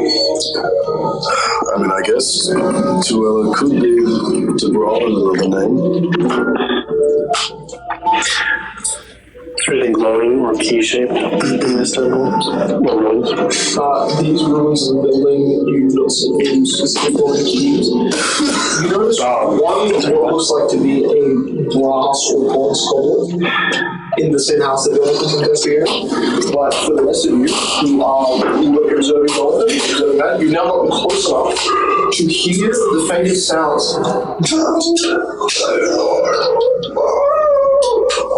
And it's coming from the strange, crackling, burning things, which you now are getting close enough and you're like, there are outlines of blackened bones silhouetting the little fire sticks that are just gently. And you notice they're not standing still, they're like shifting one way and then standing still for a few moments and then shifting another way, standing still for a few moments. By Farina's will reveal your detected identity. It's 13 or higher than that, I guess not. Okay, one of them in a 90-foot radius of you is exactly a 13 scale. Okay. Hit dice, 16. So you catch, like, in closer proximity, those undead fires, Jonathan mutters, like, undead. I will do see invisibility. Let's see if I'll look in the general direction he was looking when he got stunned.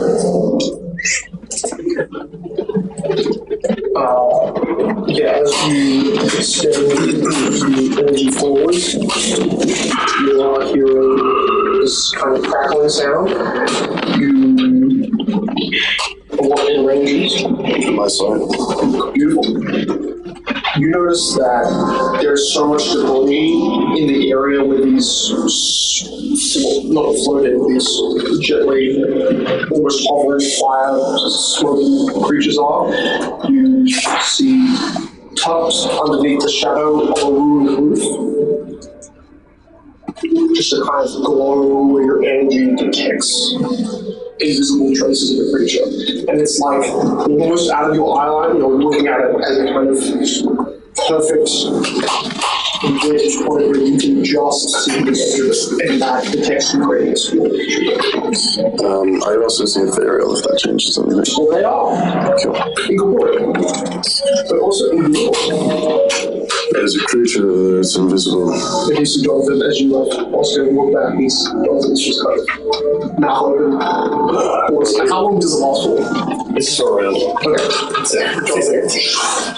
Creature. I can't make out the shape, but it's also incorporeal. It's as powerful undead as well.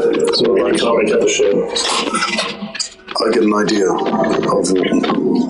I don't know specifically what it looks like, but I get a translucent shape. Because it's invisible. Yes. Right. You should cast the invisibility. I did. That doesn't make any sense. It doesn't show you the exact what it looks like. It just You have a shows very you. bad version of seeing invisibility. Well, this is Pathfinder, see invisibility. Being visible doesn't let you see through invisibility. Just lets you Such see creatures invisibility. are visible to you as translucent I'm shapes. not being with you. Okay. Gotcha. I'll send out some were-rats to act as proxy. If they die, They can't even get up to you. I know they don't. Unless you want to say that they all hooked on the dragon. I can go down, pick them up. The dragon does the thing. You can get the goblins, the rat monsters to kind of flank your position, so that they're not coming from where you're coming from. It's kind of do a wider arc around the arms. Not the dragon, just the rats. Yeah, it's just the rats. The dragon kind of stays with you, but dismounts there. The rats are just being there. Do we have any good way of dealing with incorporeal creatures? Not currently. Good. Okay. Normally we need a ghost-bane weapon. However, I believe you have an artifact that should be able to bypass it. But at least it will do half damage. Yes, all of the magic weapons will. Yes. So if we have magic weapons, we can do half damage. Do we have to attack him? No, but if it attacks us. That is why I'm sending out these were-rats to see if they die. I mean, they're just sitting there. If it's a fun spell, I can try to shatter the spell.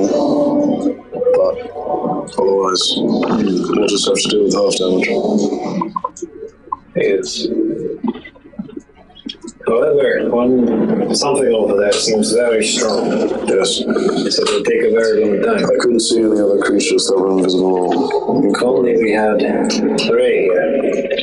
If only. Also, you hear in your mind.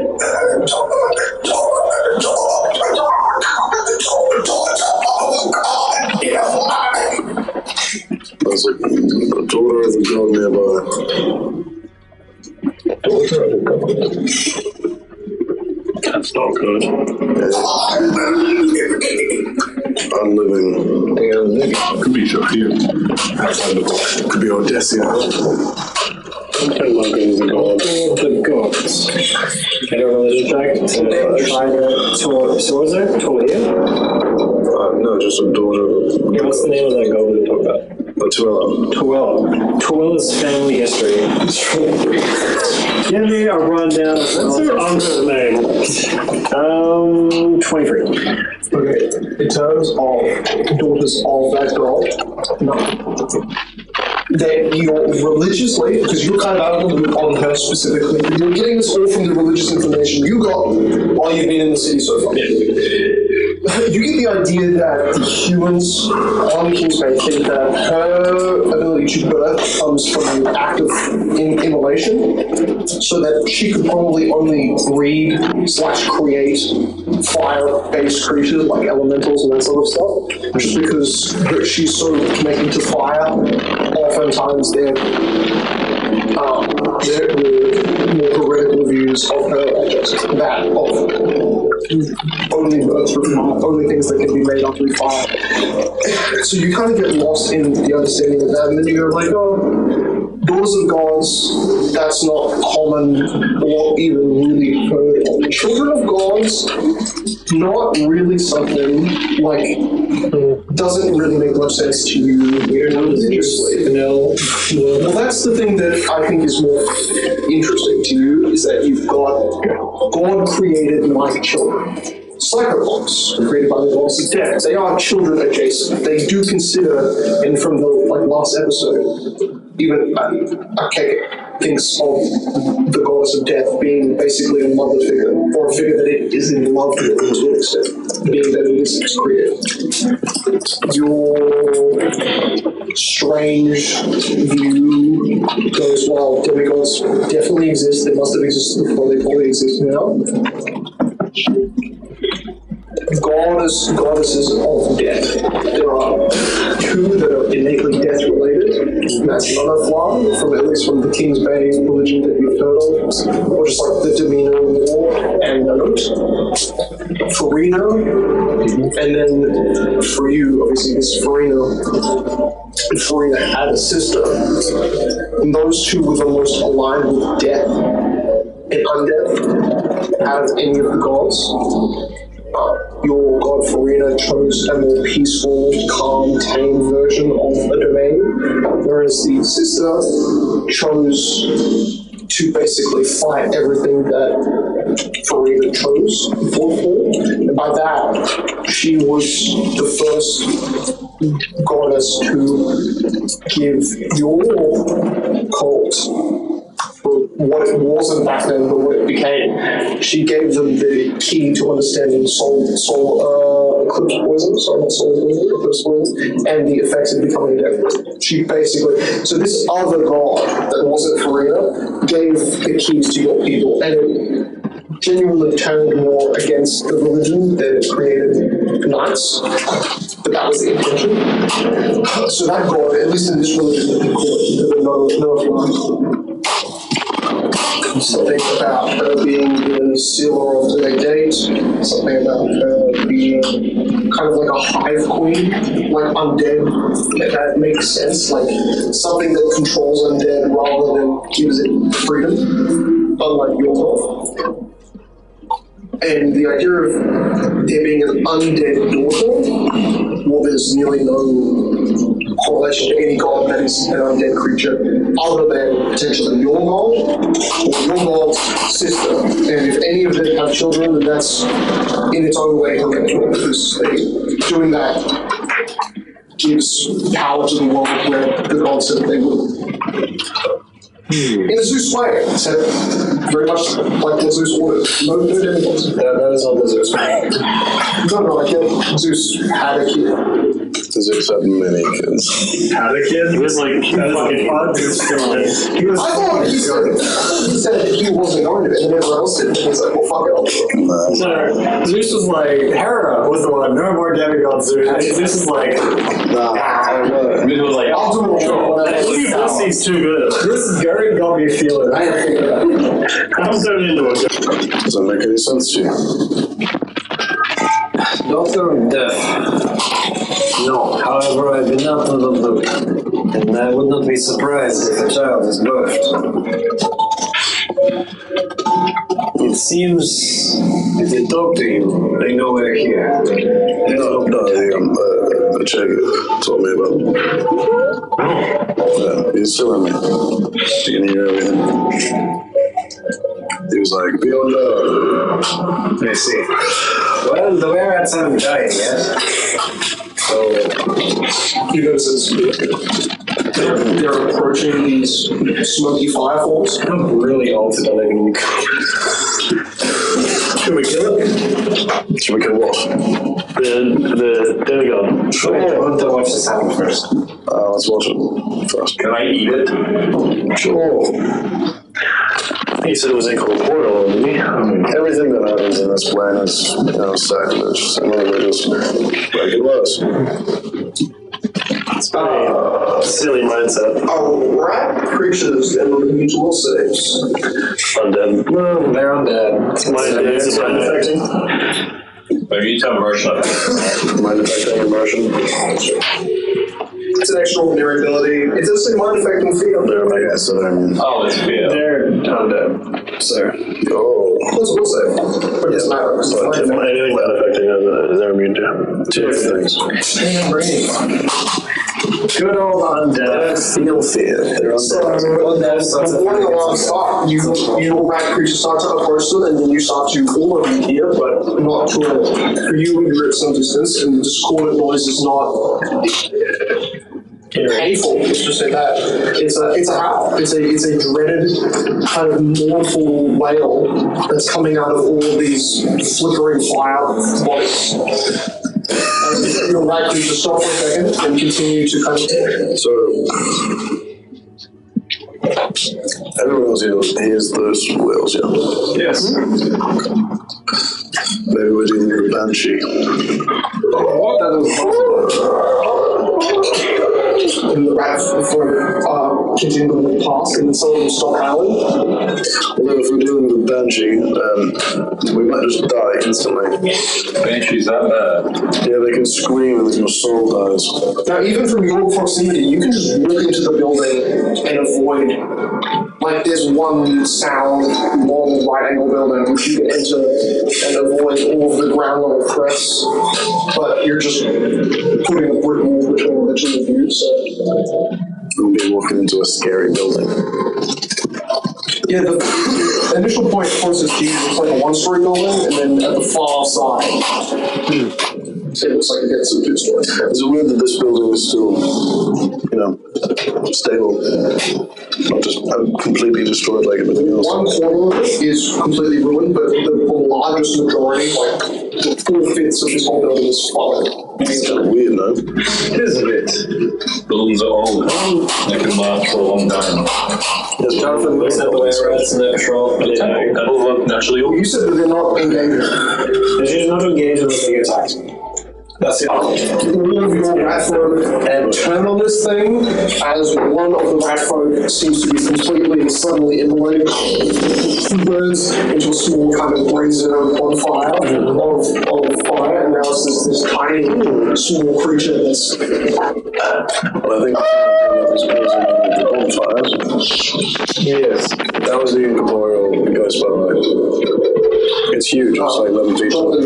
You can't even really see it yet, just because it's a dark. Oh, actually no. Close enough to the bonfire, you can see the faintest ethereal color of a purple cloak, but it's like it is invisible, or it is ethereal, so it's kind of already half transparent. Seems like it's in the ethereal plane, so even harder. You see, as the rat folks ready, you start moving, approaching it to attack, it just simply drifts up to what you notice above this island that you're on is many large chunks of floating debris, just floating upwards of 20 feet off the ground, and it just floats up to one of those points, and all the bad guys just can't do anything.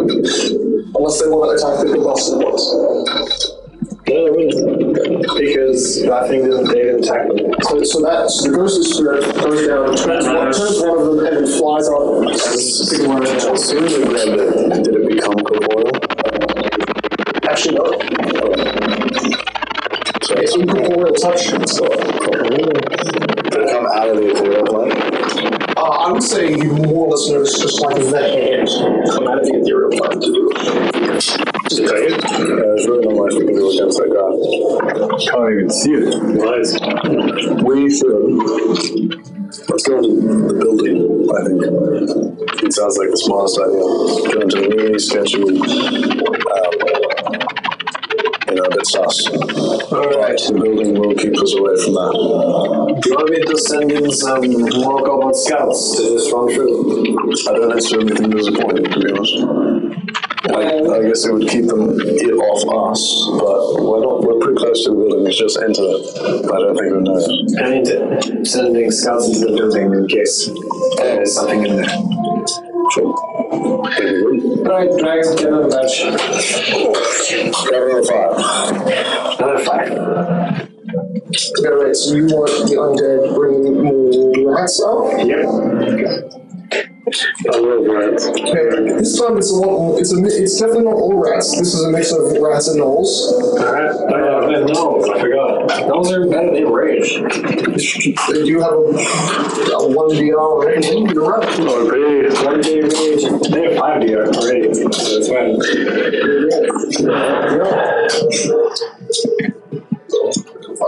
Actually, what are the nulls? CR 3. It'll rage or not. Okay.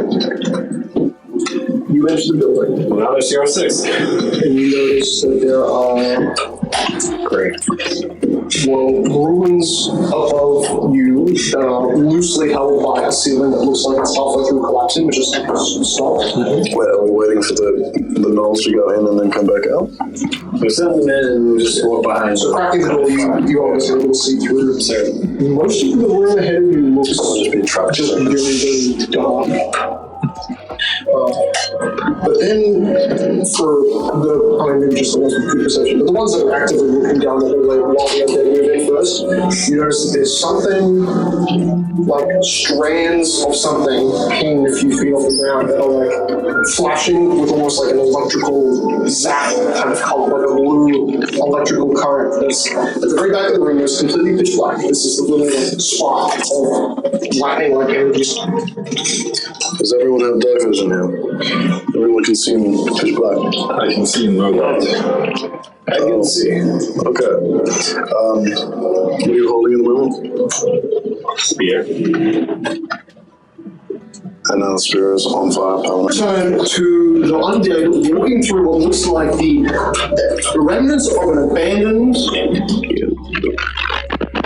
nursery or some sort of small medical room where a cot is laid out, where a corner desk is, where you can see the slumped, not desiccated, but just dried and husk-like form of some sort of female, long, stringy black hair. Very much dead, unmoving, lying beside the kind of larger corner table, which takes up the back half of the room. Now behind that woman, behind that dead, dried out figure, you're seeing shoots of what look like electrical currents running from like a kind of 4 foot off the ground, running down the ground. Like these little blue electrical currents running down the ground. Wait, hurry up. You all have holy aura. Oh shit. What do you feel like it? For 13 rounds. Who's the first to enter the What else? other than But also Me. unless you're just wearing and stuff like Good old Cicero wanted to do his job of taking the front damage. As the day that goes. Cicero, who goes in first, is the first to notice that there's little electrical sparks in the back of the room, are more like strange blue 13 temperature. Nice. 13 temperature. You guys can write that down. Well, you have this strange visual of what almost looks more like strange tendrils that channel an electrical current rather than just creating it. It hits the ground and it disperses. These small bursts of light as you enter the dark space and are able to see more clearly. You look at and horror of which you have not seen before. Absolutely, I've never seen it before, I've never pictured in my mind. The horror has an upper body twisted like a running towel. Right. You see its brown kind of body. Its head is literally just this twisted, knotted, like centipede at the top of its shoulders. There's no visible eyes. It looks like if No invisible eyes. it's invisible eyes. Called visible eyes. It makes more sense. Fair enough. They must be invisible. And a lower body that looks humanoid, but another body that represents nothing of human. Why are you going to try and fight this thing? I'm not sure. Tells me to tell them all to kill it. I think it's in the way. It is in the way. See if they can just walk past it and if it attacks. It's This woman isn't very designated. Alright. Spirits are weak here. The gnolls keep walking as they move past it. There's a whole area. Okay, they actually managed to just walk past it. You watch as these shadow gnolls at the back of the room walk past the ship, the kind of glowing electrical current out of this one creature, and they walk into what looks like a back room. Okay. There's a tiny little doorway, private desk. Maybe they don't really attack living things. Maybe we can walk past. It also might just attack living creatures on it. Who should go first? Well, I can go invisible and try and walk past. If you want to, you can do that. But I still think he might be clear. Doesn't have any visible eyes. Is there a window in the building? How big is the window? Okay. At least it's through life sense. No windows here. No windows on this side. Okay. Just two normal windows. One window on the other side. Alright. And how far away is that creature from the window? Closest window, easily 15 feet. How heavy does this creature look? Humanoid size. Yeah, humanoid size, under 300 pounds. Probably. Tends to be humanoid, it's, you know. I'm just gonna go for all the damage. Does that work? Does work. Alright. Worth it more. Okay, I will be prepared in case it doesn't work. Alright. You like the way telekinesis with the rod? If we'll stop, I got one more costume to stop this. Okay. Yep. Do a save. Okay. Oscar, tell me something where you're just going to be actually observing. Everyone's going to go first. Here. It's also going to be close. Maybe looking at my leg. Out the door. Maybe at the door. Let's move this so people can see. What's your line on the telekinesis? 468 feet. The door is like in the door right now. It's a long round. Okay. So what's it again? Well, Okay. 23 is DC. It's a bit of a high-level spell. It's nice. It's sorry, 20 DC? 23. Damn. So I have to get a 15 or higher to succeed. 14. Alright. Immediately, he gets picked up by the staff as it flies through the window and then gets yeeted into the off the edge. So shuttered windows straight outwards. Imric ducks out of the way as the electrical currents seem to start like growing louder in sound, and then you watch as this small black shadow just. So you throw that thing.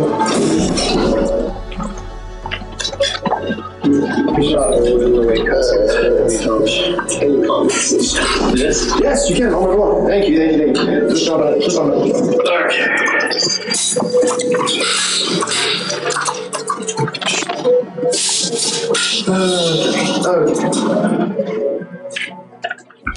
So as you do that, you hear from further into this long corridor, recessed tunnel place. Who's there? The gate's open! And then you hear from the undead you just threw, which didn't have a mouth.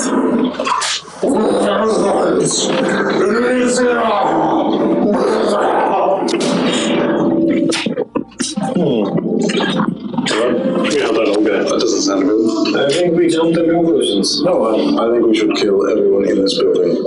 You hide on the stake. I'm going to go talk to that man over there. It could be evil. There you go. So do you get the crowding group of gnolls and Rafford to leave the chamber? Forever. Okay. It's cramped. It's very cramped. Jonathan walks through. Just like that. So the gnolls are still walking in the lead. They're just going to be I'll follow. I'll be behind you, John, to back you up. So the gnolls, you can but it's very like the gnolls, you gotta crouch. Just step on the nose. There's one ceiling that's like concave, so one part of it's like comfortable for you to sit in, and then the rest of it's like They're undead. you hit a certain point where all there is at the far end of the room, which you've been walking through, there's now only a window which has iron bars, and you can see in that there is some sort of a husk, remains of a husk that are dispersed around the room, a small cot, and what looks like a dark brown, slightly orange-tinged furred creature. It's Ray. Is it racist? I mean, it's kind of a plump figure, and it has an interesting strawberry hat that Ray also had, that Ray was given. Not malicious racist. It's Baby Ray.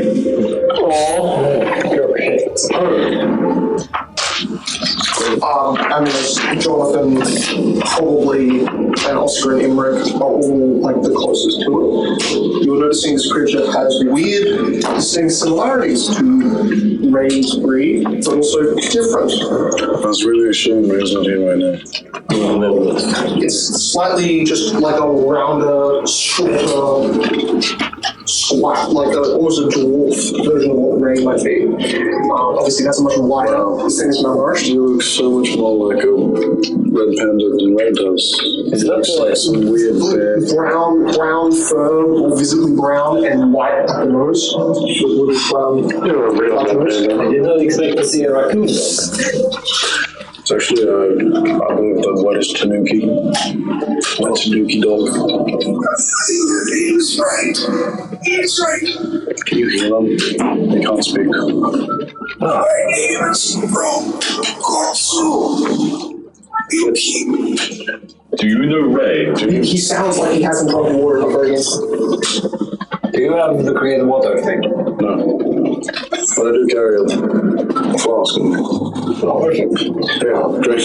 Please, for God's sake. Put it through the bar window, and then you see him like slide his body over the floor of the chamber. I mean, Jonathan, you spend enough time slowly just observing this tiny, what looks just like a prison room. There's an iron door on the other side. You have no idea how. You can't get in to the chamber at all. There's no door on the side. There's an iron door on the other side of the wall of his chamber, and there's just this iron window. Oscar hands through the thing. The Tanuki is still on the floor, but just grabs it and then stays. If he's undead or an evil outsider, it is treated as if it were acid. Because it's holy water. Wait, unlawful? No, if he's undead or evil outsider.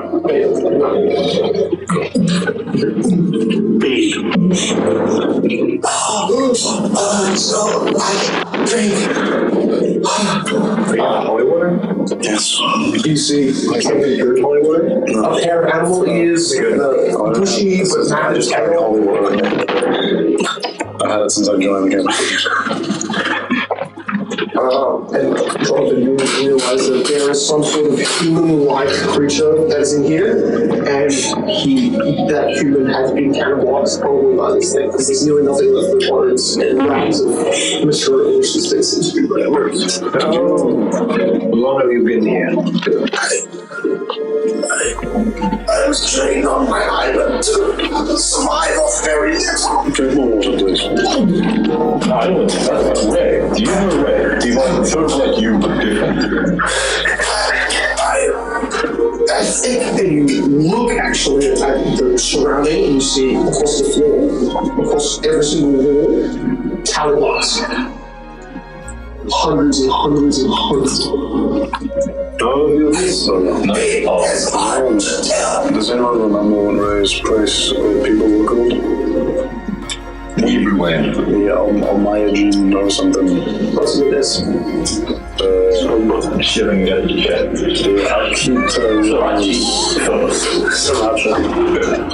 Were you sent from a quest to save your home? I was kidnapped. I was. I studied anthropology so that my island could evolve. Understand what new races came to trade with it. And during a raid, I was kidnapped. You see. I think I've been here for maybe 2.5 years. Are those tally marks days or months? Or years? Weeks? I see. So if we start mentally start killing them? Count well and truly over 100. At least 5. Count easily 150. Can you tell if it's a week? You just said age tally line is weak. How can you tell it's been a week? I don't know. Semblance. I see. Okay, You can't even see it. It's like You just made it up. What kidnapped you to get here? There was a woman, tall like a giant, like the only. please turn to the It's up to you. This is and then there was a cough. Maybe cough like that. Okay. Okay. the woman. Oh my god. You can actually hear where it sounds more like the voice has old cracks because he hasn't got water in. To a level where there's no understanding of how humans could survive this. His race is strange. Killing because he's in pain and suffering, or killing because he's annoying? His voice is annoying. I arrived from the throne room.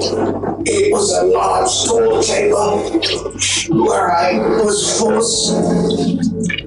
I was brought here from something else, and it scared me. She was laughing. And I ran through the door, fleeing to this door. And barely, some circle his head down, points out to the iron door, which is at one side of the chamber. Are you a Kaimini?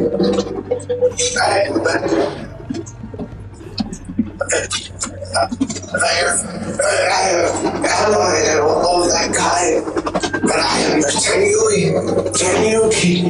There's something else. Hold on. He's not right. But do you know he's like this high, has a red fur, uses a sword, if it calls himself. What is his last name? Do we know his last name? You never told me. You only said raid. He's a little caged. There are a few raids on my island. He's like the chosen Of the sword clan. of the sword clan. Warrior clan. A few years before Ray Senshi. Oh, yes. He was, did not work alongside him, but he was young recruit training to become one of the chosen warriors. Well, I succeeded. What's your name? You couldn't understand me. Rokotsu Yuki. Roko. Rokotsu Yuki. Roko Sawa. I don't like you insulting my name. It's better than me butchering it. Yuki-kun. Well, I'd like to know that there is a time dilation field here of about 8 hours. I don't understand what that means. You're gonna be free. You say the time is broken. You have disappeared for 16 years. How are you so sure? 16 years. He counted. Oh, you can't see it. His tally is a wall. It's really dark. My eyes aren't used to it. I keep seeing my fellow walking it. At the far side of the tower, there's this woman who tried to use my skills, tried to make use of me. She has access to this realm in ways manipulator. Like sexually or the daughter of the god physically? I don't know. Like, what sort of use did you have? This man is very sane for someone who's been recruited away for 2 years. He doesn't look sane. He looks like a third dog basically stuck in a chamber. I mean, But he has a sanity, you talk. what was your question?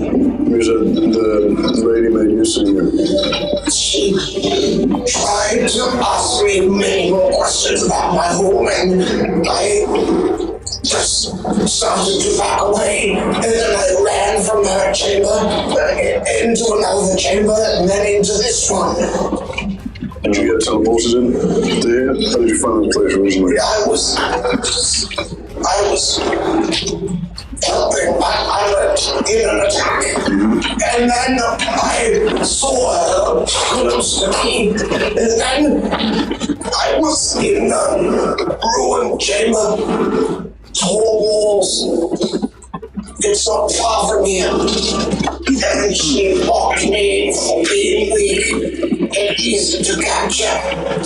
But she said she needed combat study. You can't do this. Or just the material point.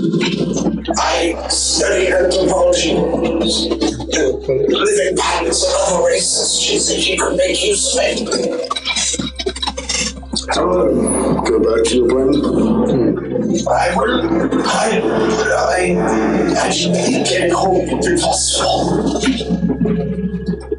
I would like to go back to the original place, yes. Do we have anything else when you asked him?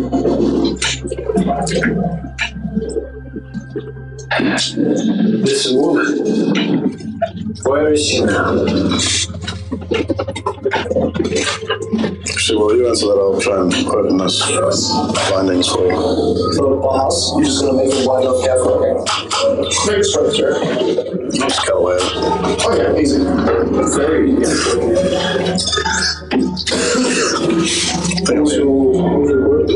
Where is she now, that lady?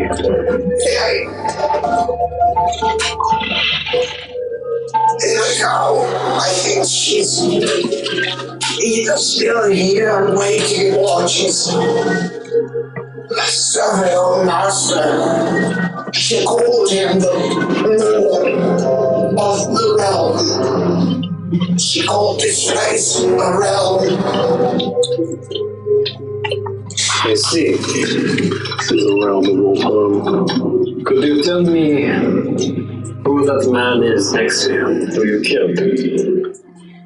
I only found it as a drying corpse. I see. You don't know who it is. I made use of its flesh. Rations lasted small amounts of me a day. If you had any food.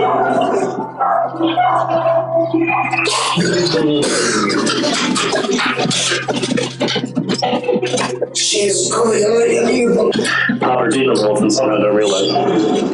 Or I can send him to the elf capital. Can you write them direct spell? How would you do that? Why would I know how to do that? Honestly, send him to the temple. I would more defensive. Send him to the temple. No. I feel like we should thrust him in the middle of nowhere. That's why I'm going to put him in a place where civilization is, that he's in King's Bay, because it's an awful place that no one should go to. Well, he could be enslaved anywhere else. Or he could not be. Have you been to the dark too? No, I've never been there. I'll try to keep clear. The place sounds icky. I can't be racist. Yes. Okay, so The races of people here. No, it's just dirty, and I just want to bring my family there. And so I brought them to the major human capital. I, too, was once a human. are you running that? We're running what? Putting them in the King's Bay. No. That was our mission. We didn't have a choice. You guys have talked. This creature's still basically locked in the chamber. Oscar, you are trying to body him out. With the other people's help, that's pretty easy. Simultaneously, there's that one iron door. Is anyone trying to get into the chamber after you or before you I can't open an eye door. You can't. Okay. I can't fit it. So, In this chamber here, you've got your prison cell. Iron bars, which is the blocker between you and getting to this Tanuki. But you, Austin, cuts the iron bars off so you can fit the Tanuki through. You have no way to access that iron door except to fit a human-sized body at most through the iron bars and then around that. I'm on the left there. So everyone but you. Everyone but you. Two eggs.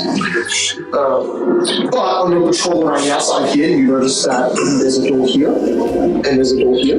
Both of them can fit humans, and obviously not because the door here is also fitting you. Both drums undead or just random creatures? Those are the undead drums. These are the howling flames, yes. Great. So you are able to go in, notice the other doors on that side, and go back out and start heading around if you want to. You can stay with the group and all the knolls and stuff. So you guys couldn't head through that door there?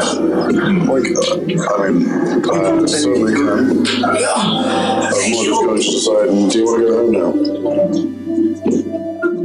I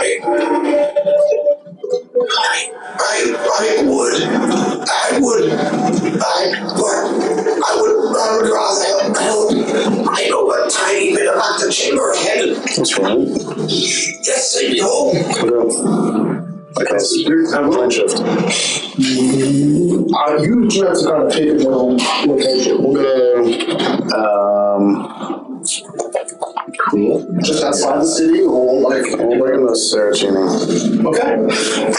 Crazy. That's the side of the continent. Look, he's got a cap. He doesn't have any money. Sure, it'll be fine. Oh yeah. Also a slave capital as well.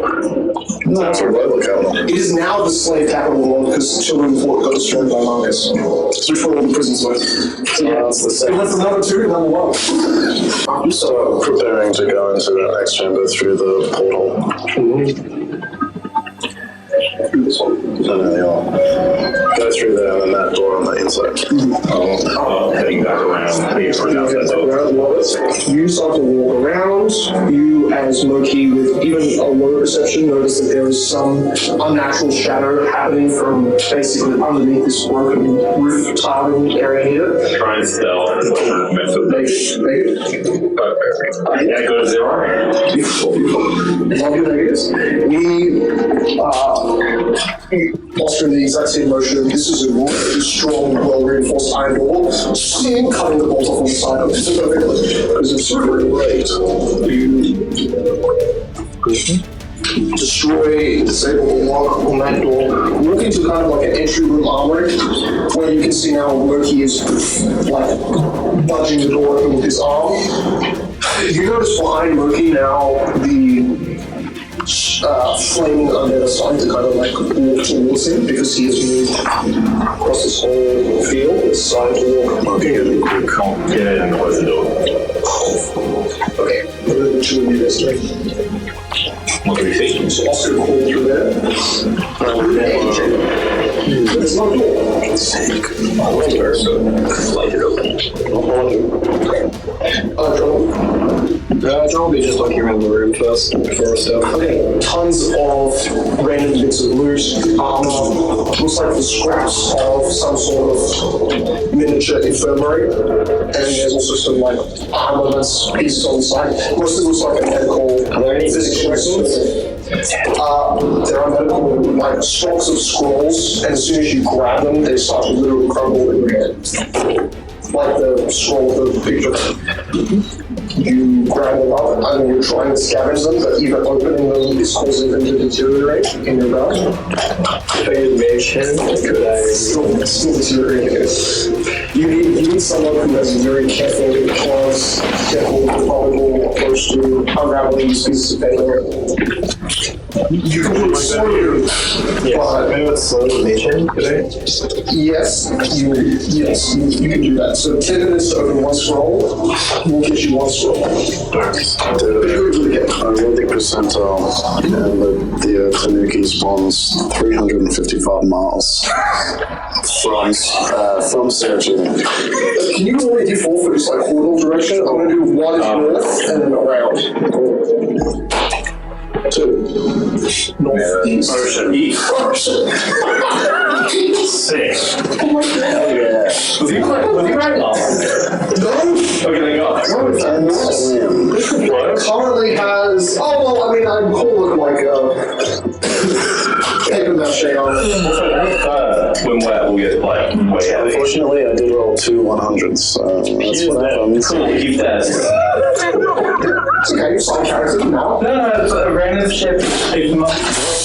Random shit. It's okay. We move into the. said free. You know, when you read your hostage and put it in the middle of your head. With people in the ocean. Just like they said. Every time You should never do it. Risky smooth. I mean, look, you got that roll and count for yourselves. Everyone just sort of disintegrate. I should have rolled that for And you guys are in the antechamber as Jonathan is unraveling the scroll. And the first, you notice medical diagnosis, spell scarred. One word, spell scarred, S-C-A-R-R-E-D. And that's what you're starting to kind of try open and unravel information on. You guys are able to walk from one antechamber into another, and then into the other side of this big ass chamber room here, which is another antechamber with a stairway that is up. So you have a choice. You're underneath this tall ass building here, this guy, upside the floor. Forward. He said that he went door, closed door. So he basically just walked straight. It says territorial. Yeah. 5 feet wide, and there were 5 feet wide dudes. I think we should go. That's where he came from. Maybe we clear the rest of the building and then go to where you originated. We should split up. No, it's not just inward. It might be and also to go. Where is John? He's destroying medical documents. Let's continue forward. Take it. Take it. Just You hit the top of the stairway. You notice that there are these square-like holes in the roof. Something on that upper floor, directly underneath one of these squares, creates this very faint dim red light in like a 5-foot area on the roof. Glowing up there. So you now notice that there's this roof with all these holes, but there's no stairway or ladders or anything that lets you get up to that point. You notice arrow-slit walls to the right. You notice that there is a normal window-like shutter to the back. Should we explore the rest of the ground floor and go on? As also, you might be able to exit out of the window on this side and then climb up. Do you want me to climb to the upper floor? I can do that. Exit the door and climb with that. There's no door to exit from this side. Oh, you go back down the stairs and then enter that? Do you want to do that? You're terrible at climbing that. I'm good at climbing. I don't know. I've never seen you succeed at climbing once. Okay, wait. How about I'll just quickly check to make sure there aren't any sort of like enemies on the roof, and I'll go back down. Okay, go ahead. So we come in? Do I want to come with? Not really. Come on. Alright. Oscar does up body up and curls up into this. You realize there is a obelisk, black, like obsidian. Symbol on that I didn't. that you notice that the moment you make eye contact with it, you notice scrawling calligraphy on it. You feel your hand on your sword start to move and kind of emerge, like your sword is trying to pull itself out of this hole. And you realize that the tether energy here is directly correlated to probably Zon Kubon, if not his realm, and the direct energy signature that his energy signature to. And that you're like, wow, there's no potency of energy to surprise me. And as soon as you get within 5 feet, you feel like your skin suddenly becomes incredibly irritable or very sensitive. Your whole body kind of becomes this over-alert, hyper-aware, sensitive kind of shit. I will try and do a dispel magic. Okay. Like hard anyway, classes. Hell yeah. Not great. 22. You feel the energy signature like for a week for a second, and then go back out. Like you head down the low floor, and you waiting for. I'll keep it going. Just keep going. You walk into this chamber here, boss level.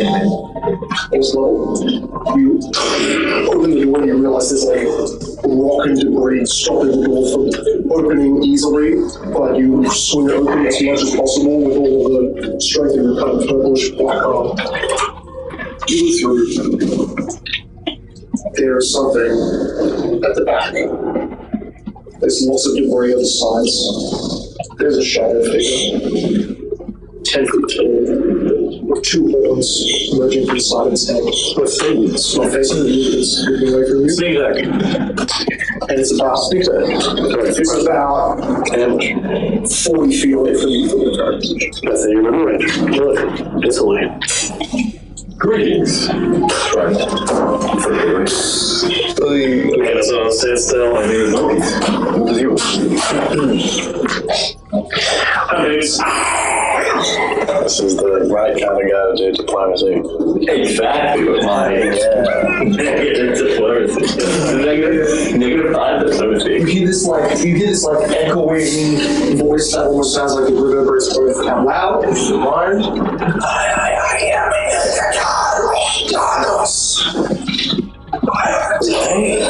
you see, as a head kind of turns around, you notice this like burning purple sockets where the eyes should be. I have been chosen. Why you want me? I am this. That sounds nice. Having a lord is always a good thing. When made, I was given authority over this end of the realm. This domain of his is mine. And he gives, and you start to see parts of the walls and debris around you start kind of floating down.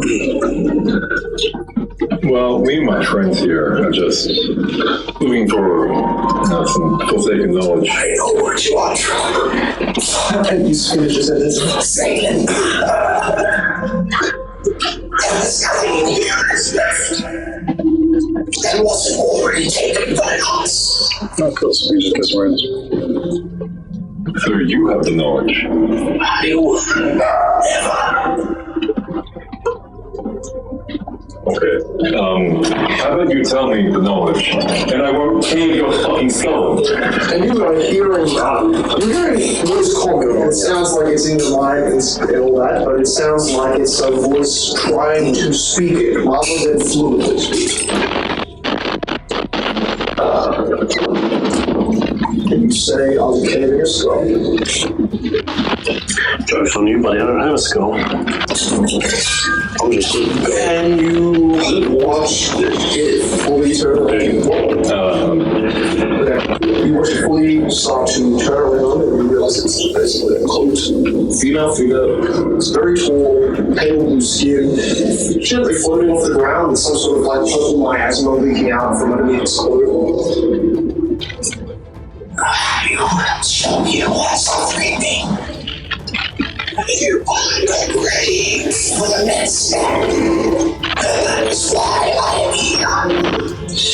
And it runs drifts towards you. It can be 60 feet around just as a flat speed base. And it's perfect, so you meet the middle absolutely episode. Maybe he killed himself. You are actually fighting the Lord of God. Holy shit. David does have 30 to spell a thing. Yes, it does.